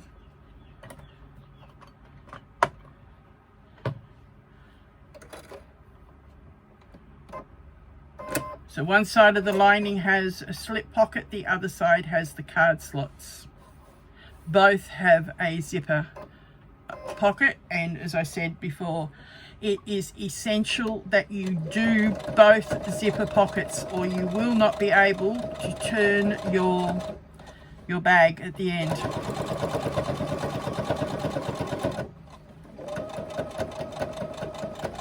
We base this so that we're working with it as one unit and we don't have a lot of raw edges.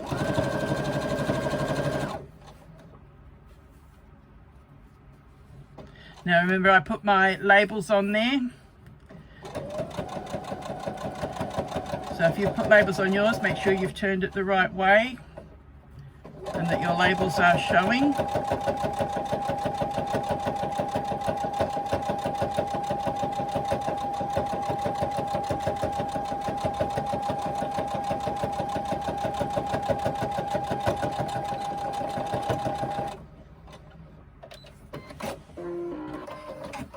And now I've just got to do that other pocket like I did before. It's put in exactly the same way, with your pull facing the way that you want it to face, pocket opened outwards like that, and just lay that over the top. And again, centralize the pocket with your facing, and I have. Generally what happens is the facing will line up with the edges of your pocket. See that line's there and that line's there. That way you know you've got your pocket positioned correctly. Get your zipper pull out of the way if it's like that. I'm going to do this from the bottom. The reason I put them on is because I knew that they were going to be clear enough of the slip pocket. I need my zipper foot, don't I? Okay, I'll put this in and I'll come back. Okay, I've done the last pocket in that lining piece, and I've done the side seams, and I've pressed up the bottom. Now you will realize you have done 2 linings, 2 outers, and your gusset. Now comes the fun of trying to put it all together. We need to decide which outer and lining we are going to place together. Now generally, because I've got the snap studs and everything on the front of this, and there's a little bit more bulk than what the external slip pocket is, I don't put my card slots, which has got more bulk than the slip pocket does there. So what I do is I try and make sure that I have a slip pocket with the bulkier outer, and the card slots with the less bulkier outer. So now what we do is we pair up those, put one pair away, and actually I will, doesn't matter which pair you start with. What you need to do now is mark the centers on both the lining and the outers. Mark it with a pen, an erasable pen, so that you can see it, and I do it on both sides. No, you only need to do it on the wrong side. You don't need to do it on the right side. So mark the center of the side. Do that on both sides. I line up the side piece that we've put on and stitched, and then fold it and get it accurate that way. Mark the center. And we also do it across the top, again matching up those seams, marking the center top or center bottom, whatever piece it may be, and again on the other piece. So you need to have marked center top, center bottom, center left, center right, and you need to do it on both the lining and the outer.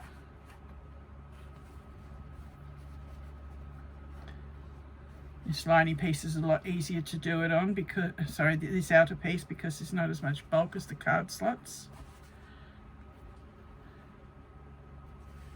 Line up the curve, find the middle, and again fold it and match the side seams. You've actually got your slip pocket that you can line it with this time. So I fold it and I mark it. I may have been off camera before, I wasn't thinking. Again, line up those center points that you've done, come back around to the other part and mark it. Now you have sides, top and bottom, marked on both the outer and the lining piece that you're using. Now you take your gusset, you match up, fold it inside out, match up those side seams because they are the center sides. You do not need to mark the centers there because the seam is it. You just need to fold and find the top of the center of the top gusset, both sides,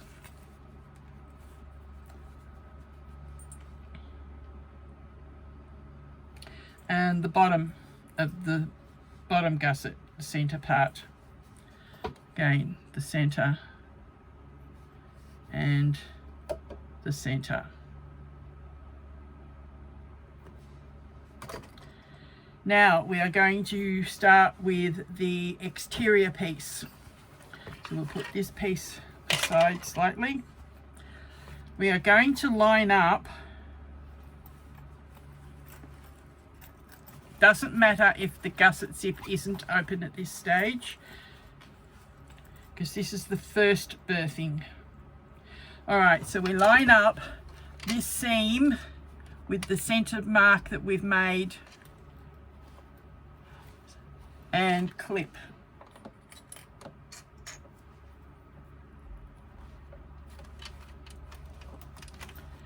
Do the same with the other side seam.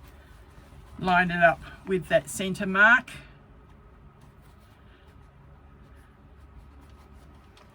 and clip. Now line up the centers that you marked at the center bottom. Make sure you have got the bottom at the bottom and the top facing your zip. It's nothing worse than getting it all done and turned through and realize you've got it upside down. One of my testers did that and was very upset with herself.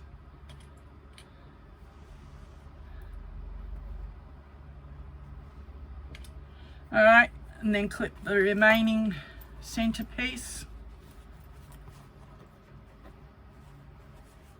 where those marks are.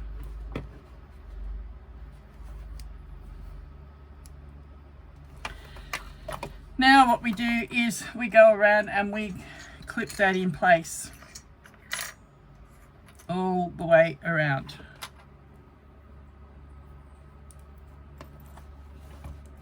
I find it easier. I come out from the center, put a clip up from the center side and put a clip.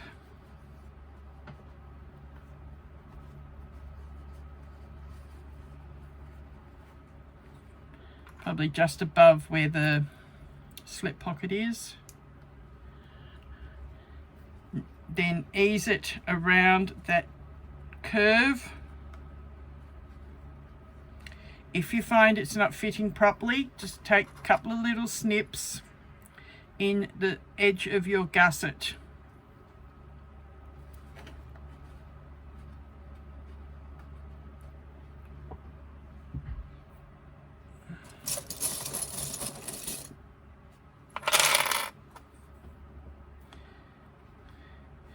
Alright, so that's the,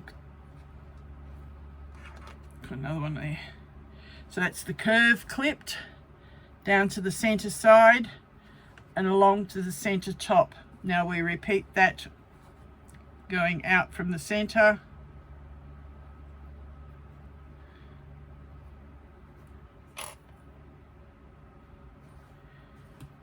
Up from the center side. Now ease the side, the gusset around the curve. As I said, if it's not going to fit properly, take a couple of little snips in your gusset. I've had some that fitted nicely without snips, and some that's fitted, I've had to take some snips. Again, it all depends on the materials that you choose to use as to how easily this will come together sometimes. Alright, so now I have all the top done. I repeat on the bottom. Come out from the bottom.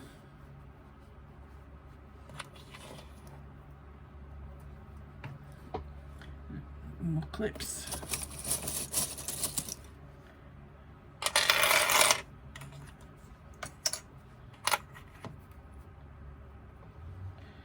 Down from the center side towards the curve.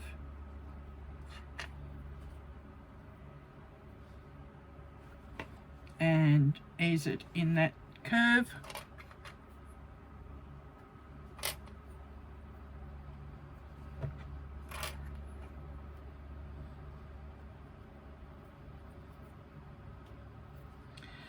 And again out from the side. Now this is the part I'm going to find hardest by doing it all on the domestic for you, is because of my hands. I tend to use my industrial a lot for these types of seams because I've got a cylinder arm, which means I don't have as much to have to flatten down to stitch. But I promised you I was doing it all on the domestic, and that is what I will do. There are some days where I wish I didn't have this neuropathy at all. It makes so much problems with fine motor skills and that sort of thing. All right, now we have it all clipped. What we do now is we baste this into position. Now I have to move that.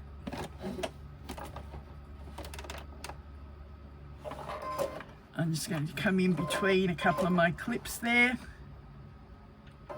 Now remember, basting is closer to the edge. You're stitching within your seam allowance.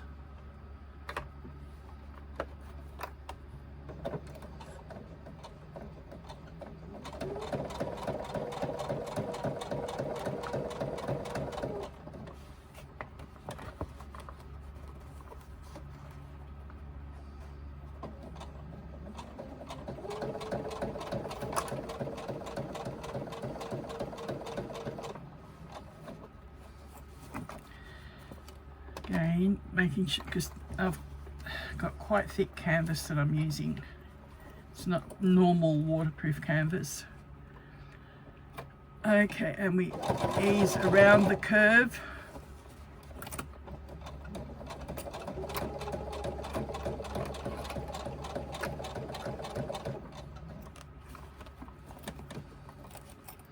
Pushing and maneuvering as you need to.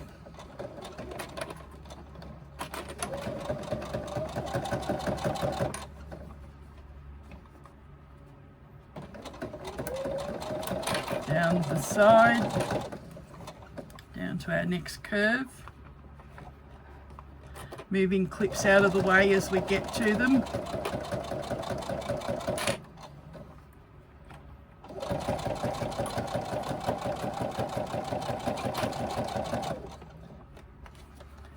Swiveling it around, sewing around the curve. Now sew along the bottom.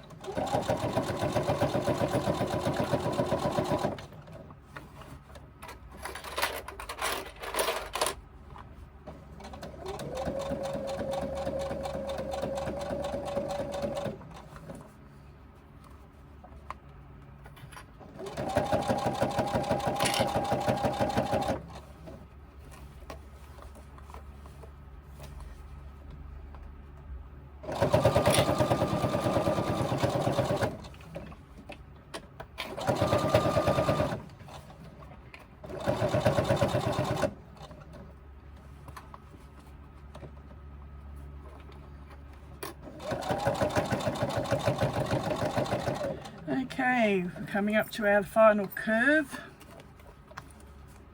It is harder when you've got the zip. Maybe open the zip might make it easier. I'm going to do that.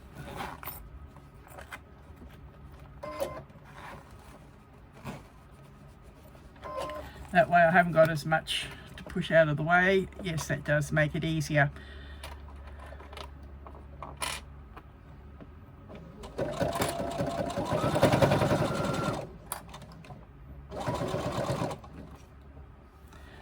around the curve, move your clips.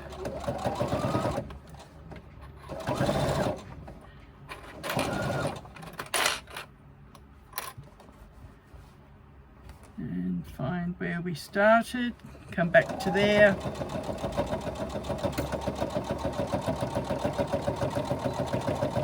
And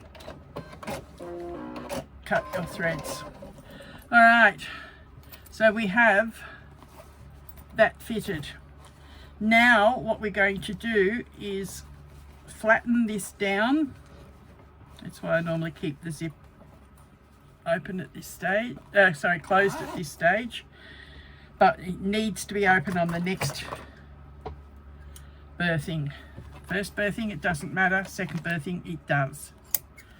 I hate this canvas that frays. All right, so pushing that all down.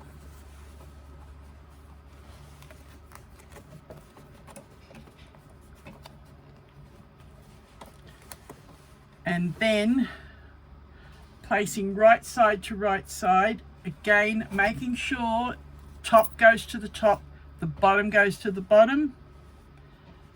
So the top is where the zipper gusset is, the bottom is where the opening of the pocket is here, and where the slip pocket is. Alright, so match up center bottoms. So we've placed right side of lining to the right side of our exterior, and the gusset has been pushed in out of the way. So we're making like a sandwich of the gusset. Again, matching up our quarters, like our centers that we marked, center side, center top and bottom.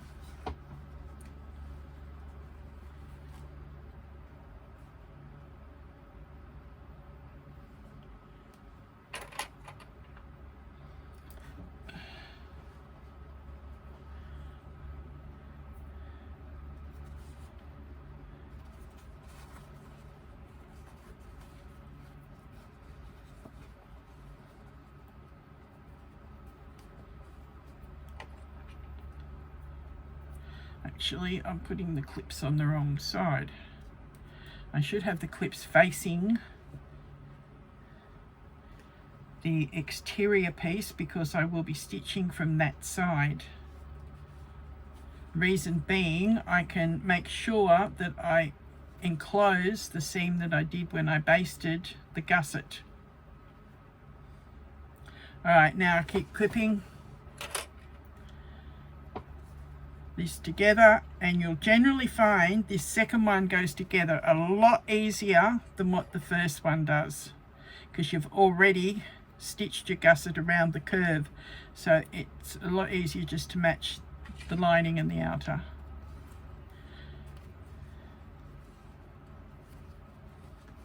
It's just a matter of pushing them all out of the way properly. But again, I still come up from the side seam and across from the top or bottom towards the curve, and then clip the curve together. This is why it is essential that you made sure that that other piece with your card slots was not too wide, and you trimmed the side seams if you had to, which is this piece. Otherwise you'd have found when you come from here along, you would have had a lot of excess and it wouldn't have fitted.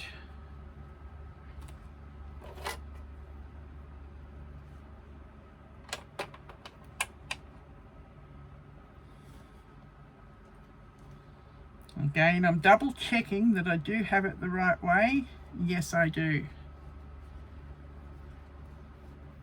Nothing worse than getting it all stitched, getting it turned, and find that you've done it upside down.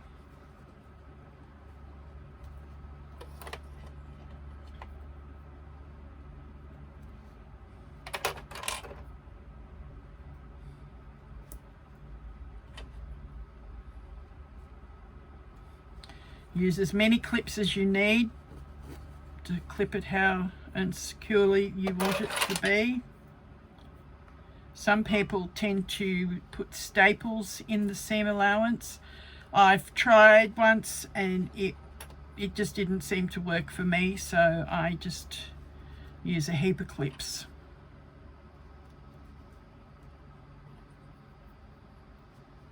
I don't put so many on the straight edges because they're easier to match up.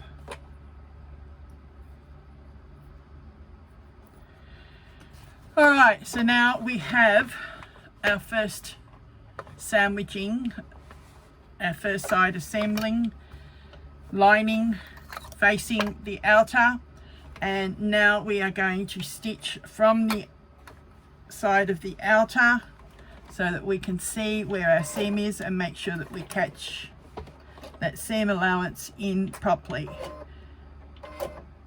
Now, I'm generally going to try and follow the edge of the Decovil because that is positioned correctly for the seam allowance.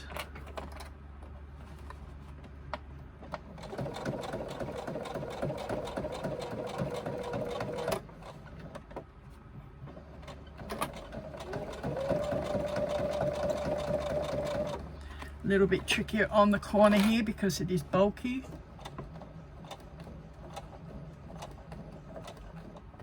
If you need to, I think mine is under here somewhere.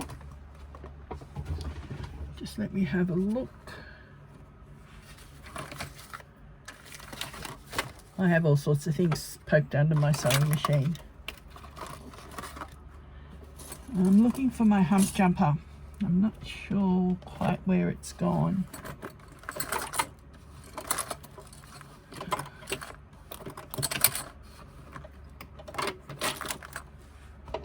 No, can't find it. I will battle on. But see how the machine foot, when you look at it, is angled up at the front, down at the back? That's where you will get skipped stitches sometimes. If you need to, find something to level up the back of your foot. I'm just trying to think what I can put under there. Maybe that. I've got a screwdriver that I'm going to try and put under the back of the foot, just to level it up. Make sure you don't get caught with it and break your needle like I broke one before. Alright, so that made it easier to come around that bulky curve. And I don't think it skipped stitches on me.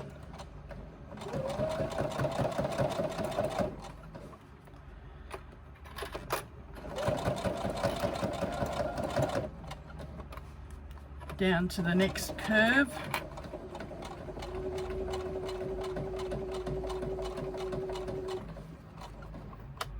This is probably the thickest that you will get that you've got to sew through, is this seam that you're constructing. I'm looking at it. No, it did not skip stitches.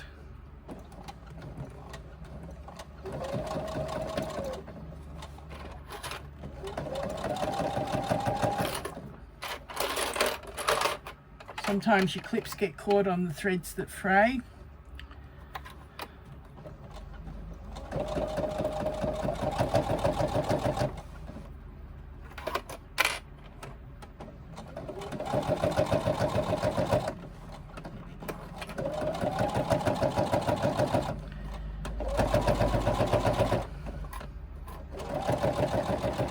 This corner, it's not causing a problem at being uneven.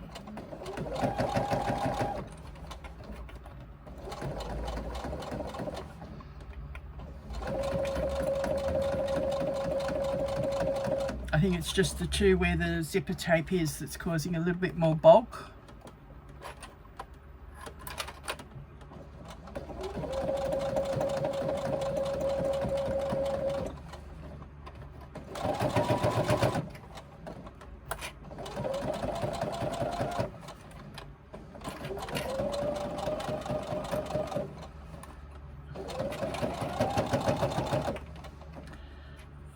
This does get a bit hard on the muscles sometimes.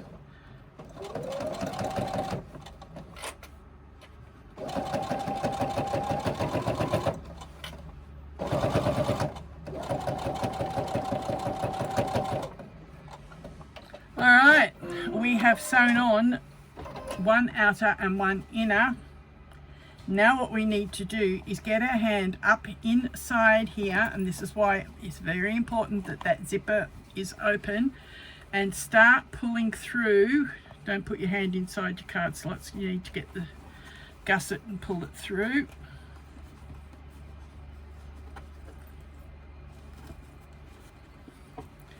Start poking your sides in and put it inside your hand. That might help you to pull it.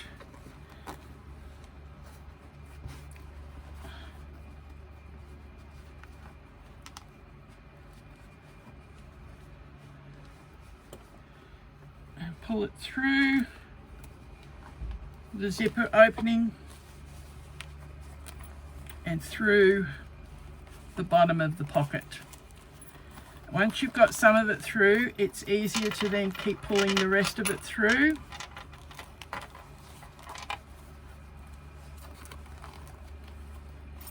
The other side end of the pocket gets the other side through. I'm just trying to push it. It's nicely scrunched at the moment, but nothing we can do about that. That's where the iron comes in, and we press it again. Alright,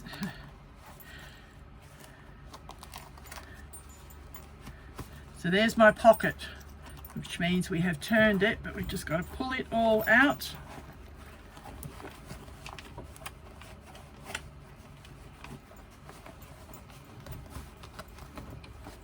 Pull that gusset so that you have your seam all nicely pulled out.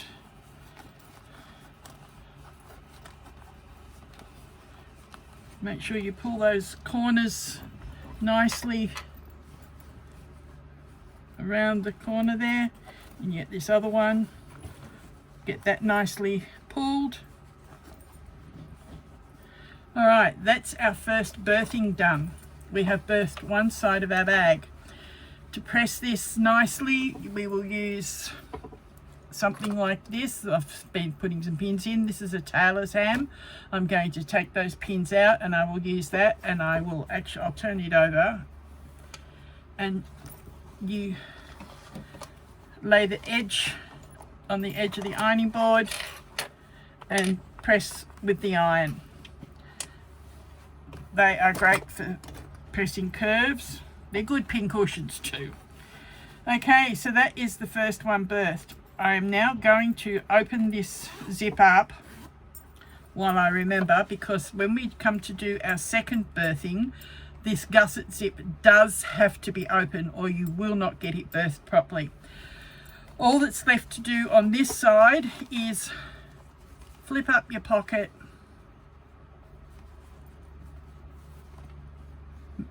side seam to side seam, and this is the hem that we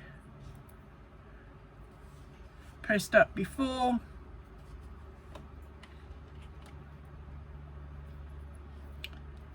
Clip that hem together.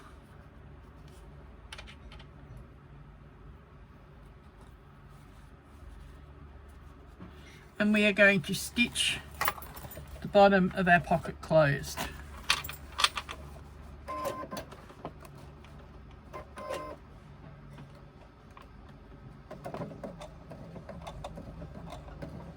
You can't see what I'm stitching because that's in the way. Alright, so I've laid that down for you. Sometimes it has trouble feeding when it's bulky, so just lift your presser foot and needle a little bit and move it on. Now it's quite happy to stitch. Make sure that hem that you've pressed up stays in. Remove clips as you come to them.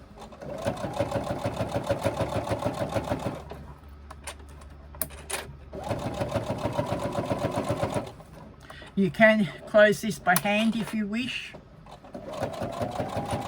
Me and hand stitching, not great fans with each other.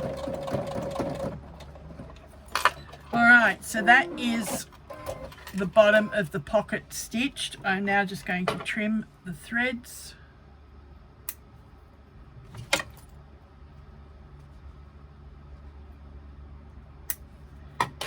And I'm going to poke that pocket down inside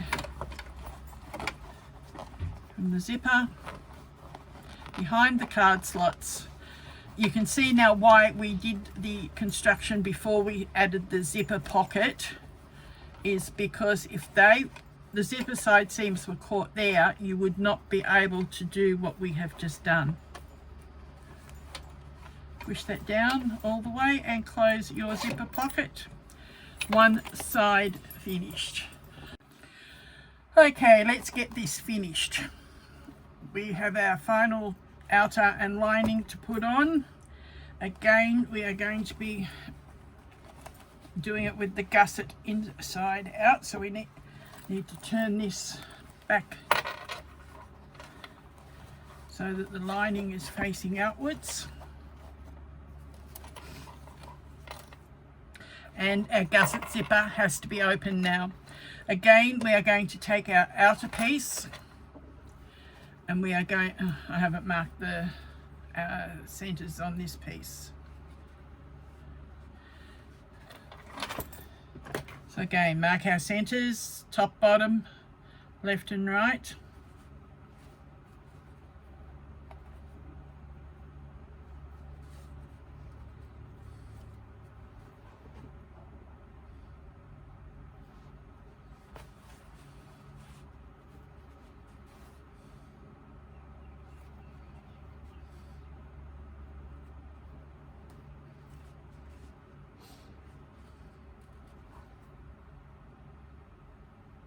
To make sure I was getting it central on the side, so I actually matched up my top and bottom center marks and then moved it around.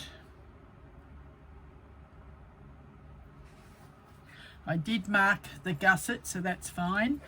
And on the lining, again, same thing, center, sides and bottom, top and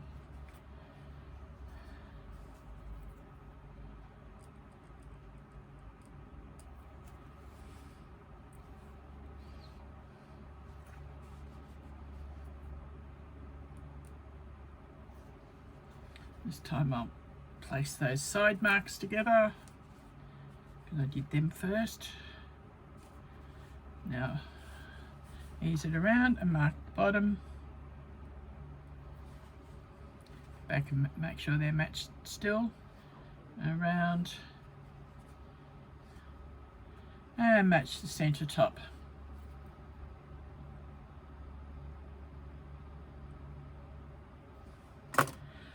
Alright, again making sure that this zip is open, it needs to be open, and the gusset zip is open. Put the lining aside for a moment.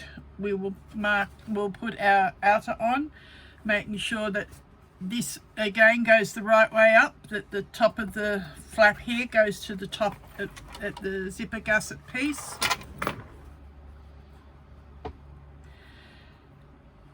Match our centers.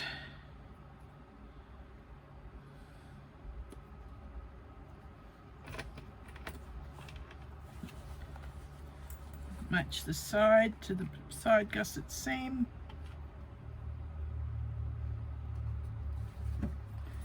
Match the bottom.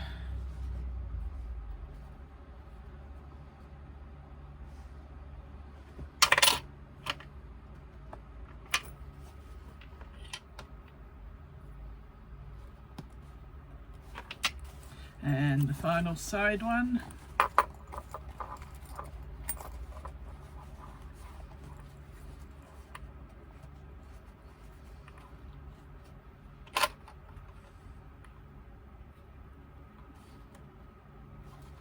Now clip this all the way around like we did with the other side.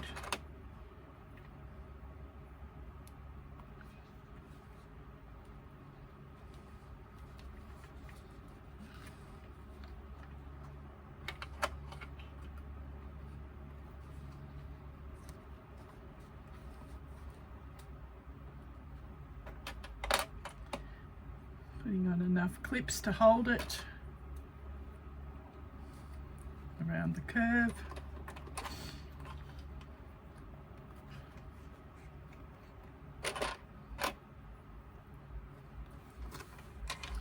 Let's do the same on the other side of center.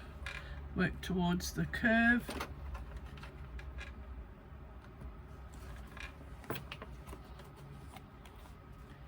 Up from the side center towards the curve, and clip this in place.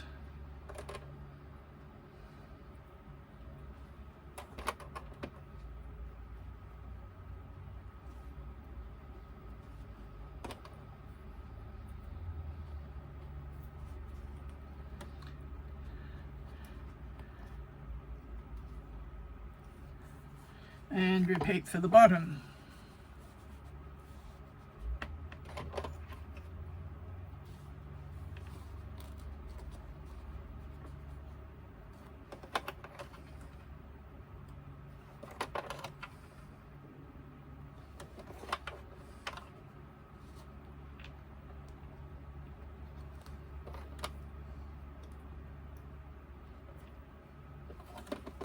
And the final quarter.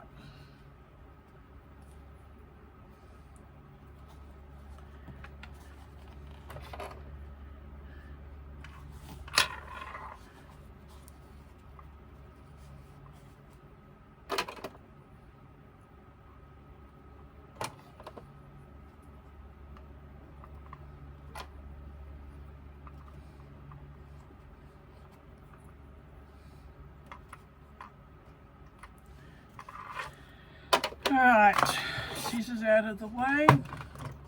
We are going to baste this on.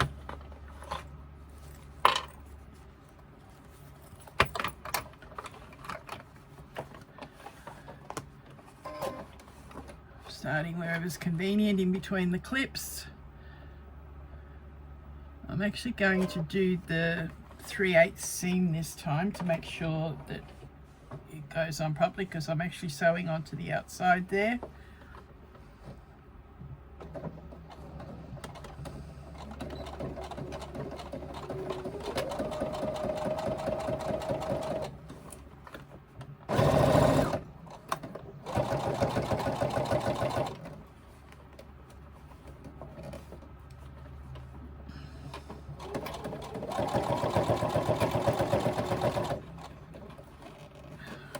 Pushing and folding out of the way as you need to, as you get to it.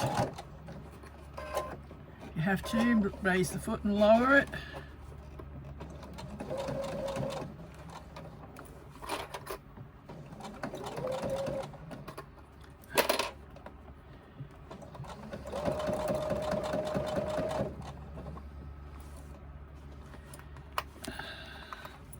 Now I'm going to try and push that down out of the way a little bit to get rid of some of the bulk, and I've just knocked stuff off the industrial.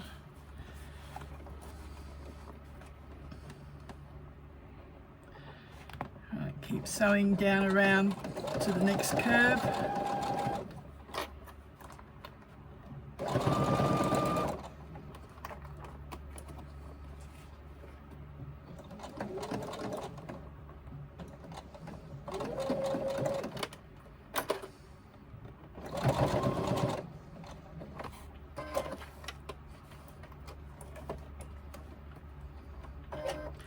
Some bits you'll find easier than others. Just keep working with it as best you can.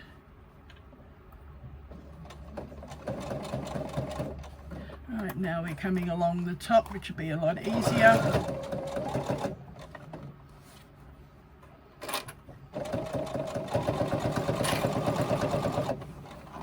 Again, pushing that out of the way as much as you can.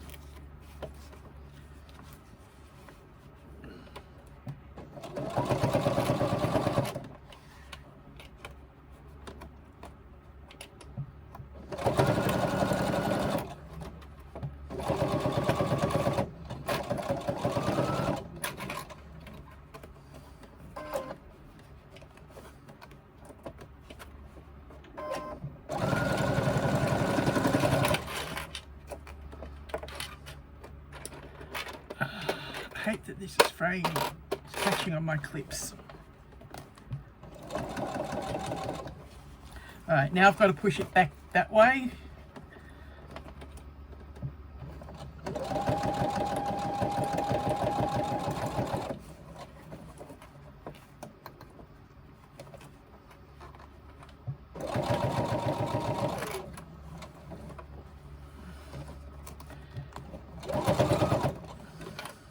Around the final bend and onto the homeward stretch.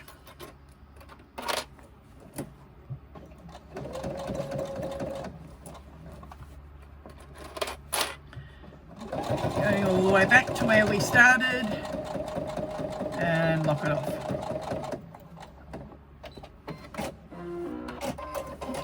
Okay, that was the easy part.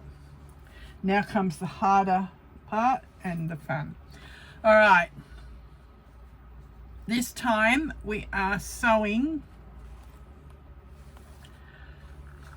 lining side with our slip pocket and zipper pocket facing our card slots, which is the other lining side. The center top of this goes to the center top up here, enclosing the gusset and the rest of the bag, closing everything in there. Match the sides. I find sometimes this can be done in one full piece. Sometimes you need to do half and half. I'm actually thinking this is going to need half and half, so I'm only going to clip the top half.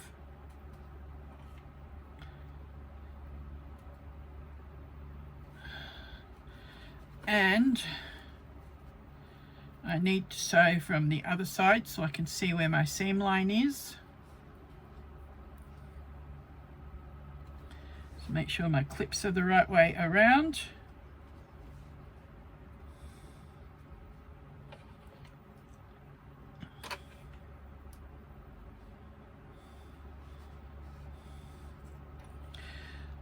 Some of the ones I made that were out of vinyl and waterproof canvas, I found I had to do this and just do top half and then do the bottom half, because I couldn't get it all folding in enough to catch the seam without the clips popping off on the other side.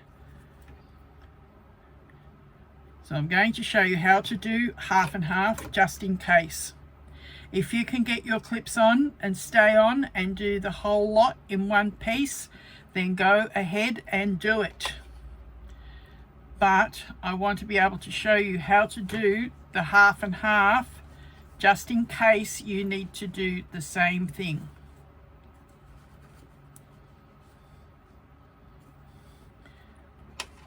So I'm working from center left to center right, or vice versa, whatever, and I'm doing the top half first.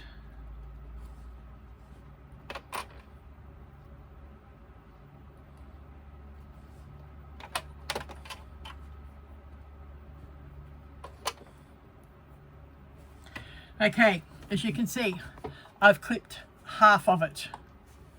The other half is still loose, not added on. I probably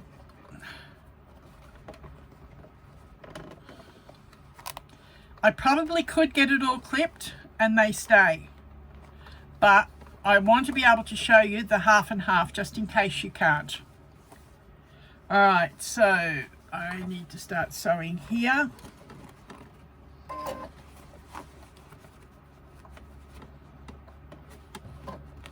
I'm starting just below the center side.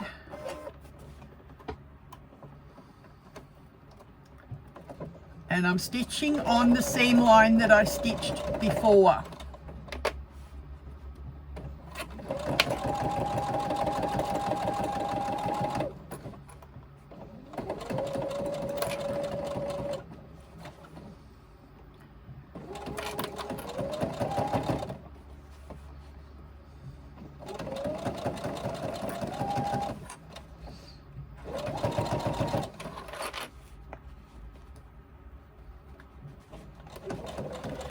This is the trade-off that you have for not doing binding. If you were doing binding, you'd be able to do it all in one seam, but then you've got to get your bindings even and all that.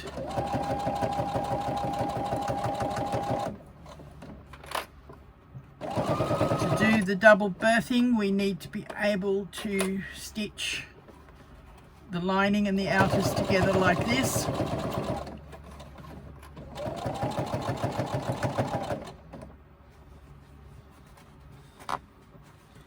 Coming back around to the other side where I had it clipped.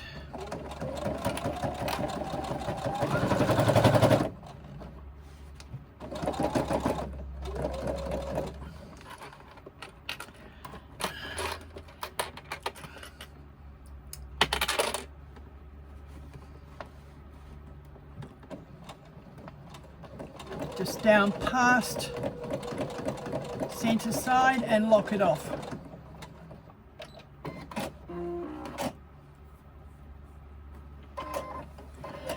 Alright, as you can see, we've sewn half of it. The top half has been sewn, making doubly sure that yes, we are the right way up. Now what we need to do is fold the rest of this in, and because the top has been stitched, now we have got some strength that the clips won't pop off on us, and we can come back and we can complete this other half.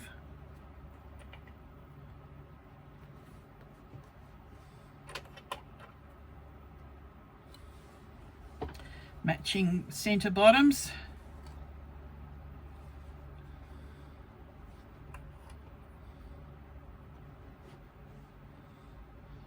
See how much easier it's coming together now than when I tried before?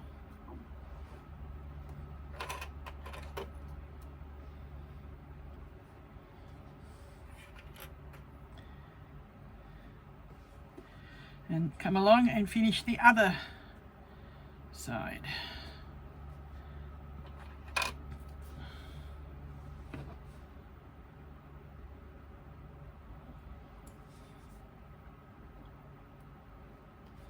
The only problem with this particular canvas that I've used is that it frays.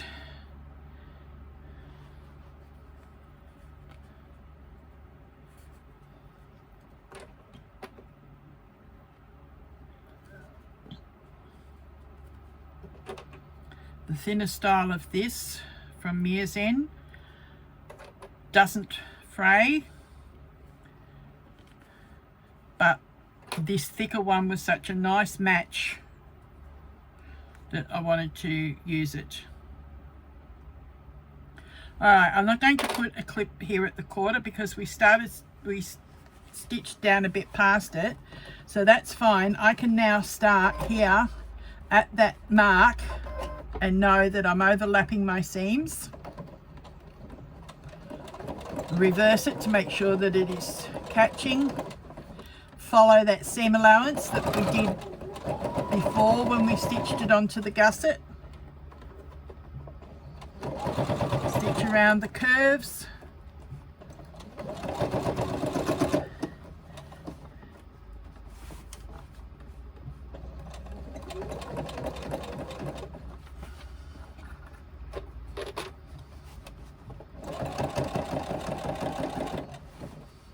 You can see we have got quite a bit of bulk here and we're still managing on the domestic.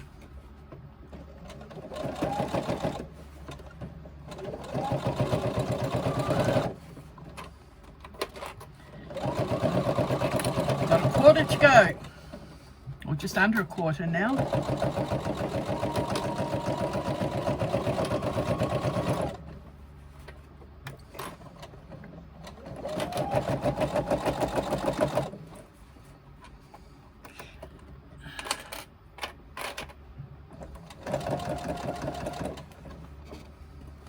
And back to where we started on the other side before and finish off.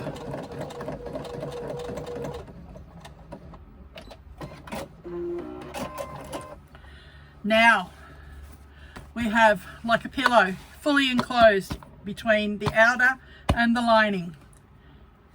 Our pocket and our zipper pocket open.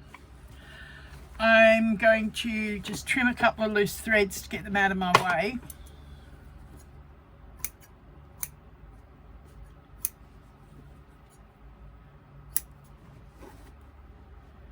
Just to neaten it up a little bit, even though it gets enclosed. I just want to get them out of the way. All right, now comes the fun. Reach in through this pocket.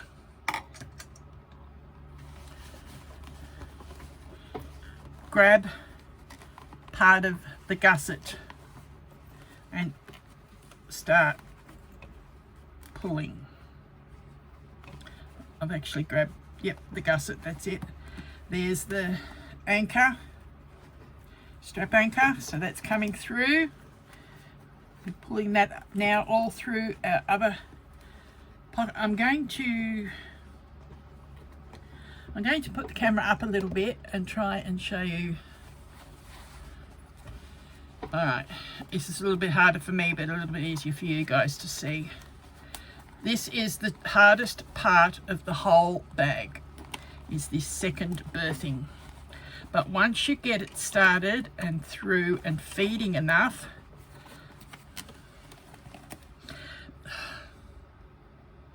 and not breaking nails like I just did. All right, start feeding it through that pocket.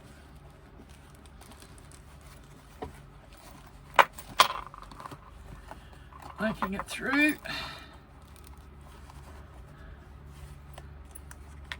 Down under there.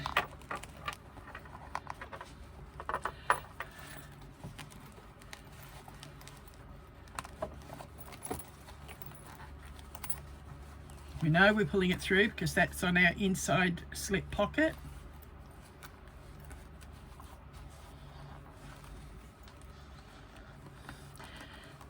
Make sure you don't catch hold of the outer piece and trying to pull what you've been holding on to. That doesn't help.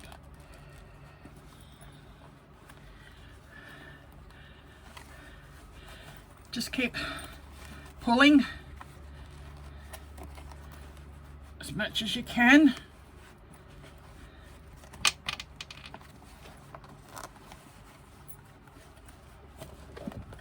Turning it over, around. We can get at it.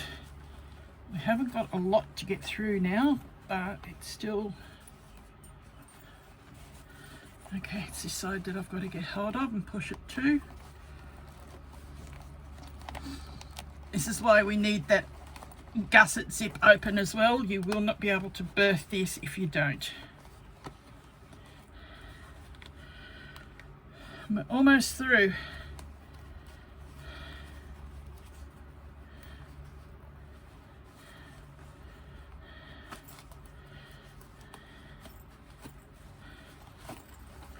There we go.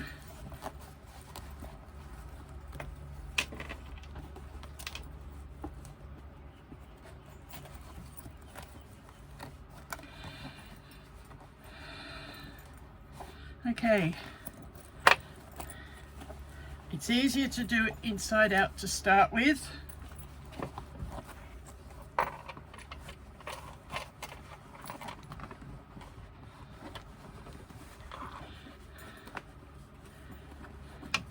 Alright, that's it turned. It's inside out, but I'm leaving it inside out because it's going to be easier to sew up the zipper pocket from there, and that broken nail is annoying me. All right, bring your pocket up. You've got your hem already turned. Again, matching from the sides. Clip. Another couple of clips along it.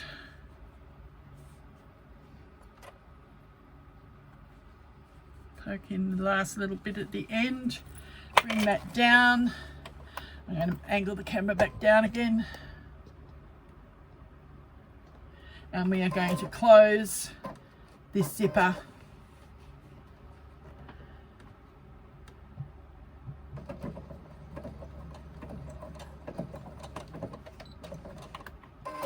doesn't like to feed through the thickness right there at the start, but once you get it far enough it feeds. Make sure all your thread ends are poked inside.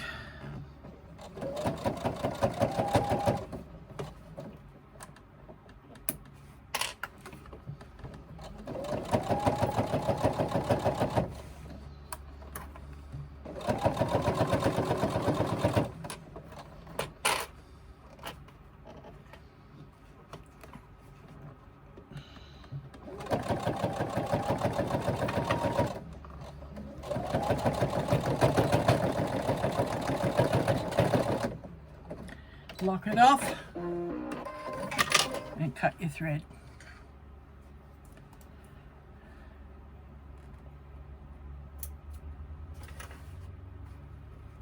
Sometimes your starting thread actually locks into itself, other times it doesn't. There it is. There. All right, now again we poke that down inside the pocket.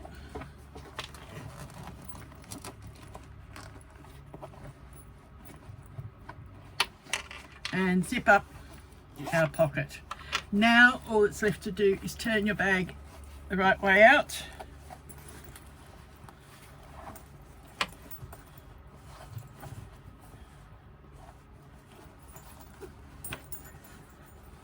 Push your corners out nicely.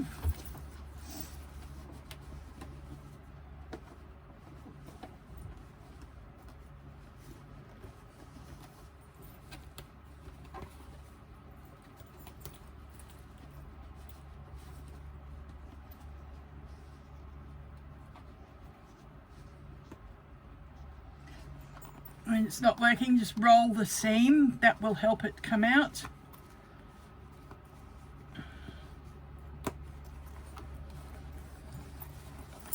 Same with the other end.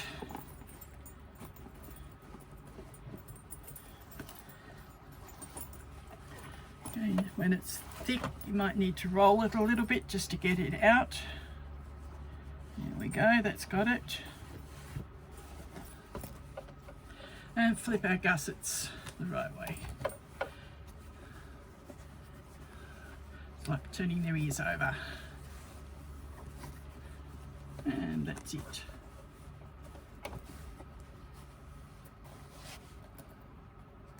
Now we can close our gusset.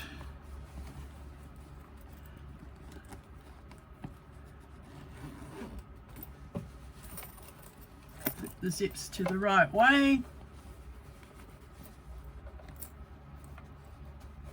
I haven't pressed it yet, it'll sit better once I press it. And the last thing we've got to do is, when I find it, attach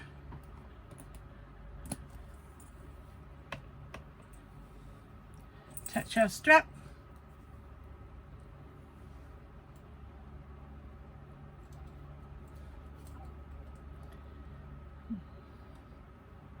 I'm actually not a great fan of this cotton one for straps. It's a little bit thin. I probably should have made it double with some of the fabric.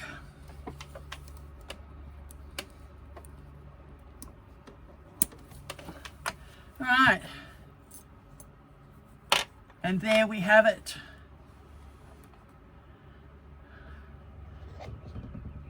The Lotus Lane crossbody. Now, remember I showed you at the start the other couple. I will put the three of them on as the header, and thank you for listening to me. Hope you enjoy sewing your Lotus Lanes, and catch you on the next one. Thank you.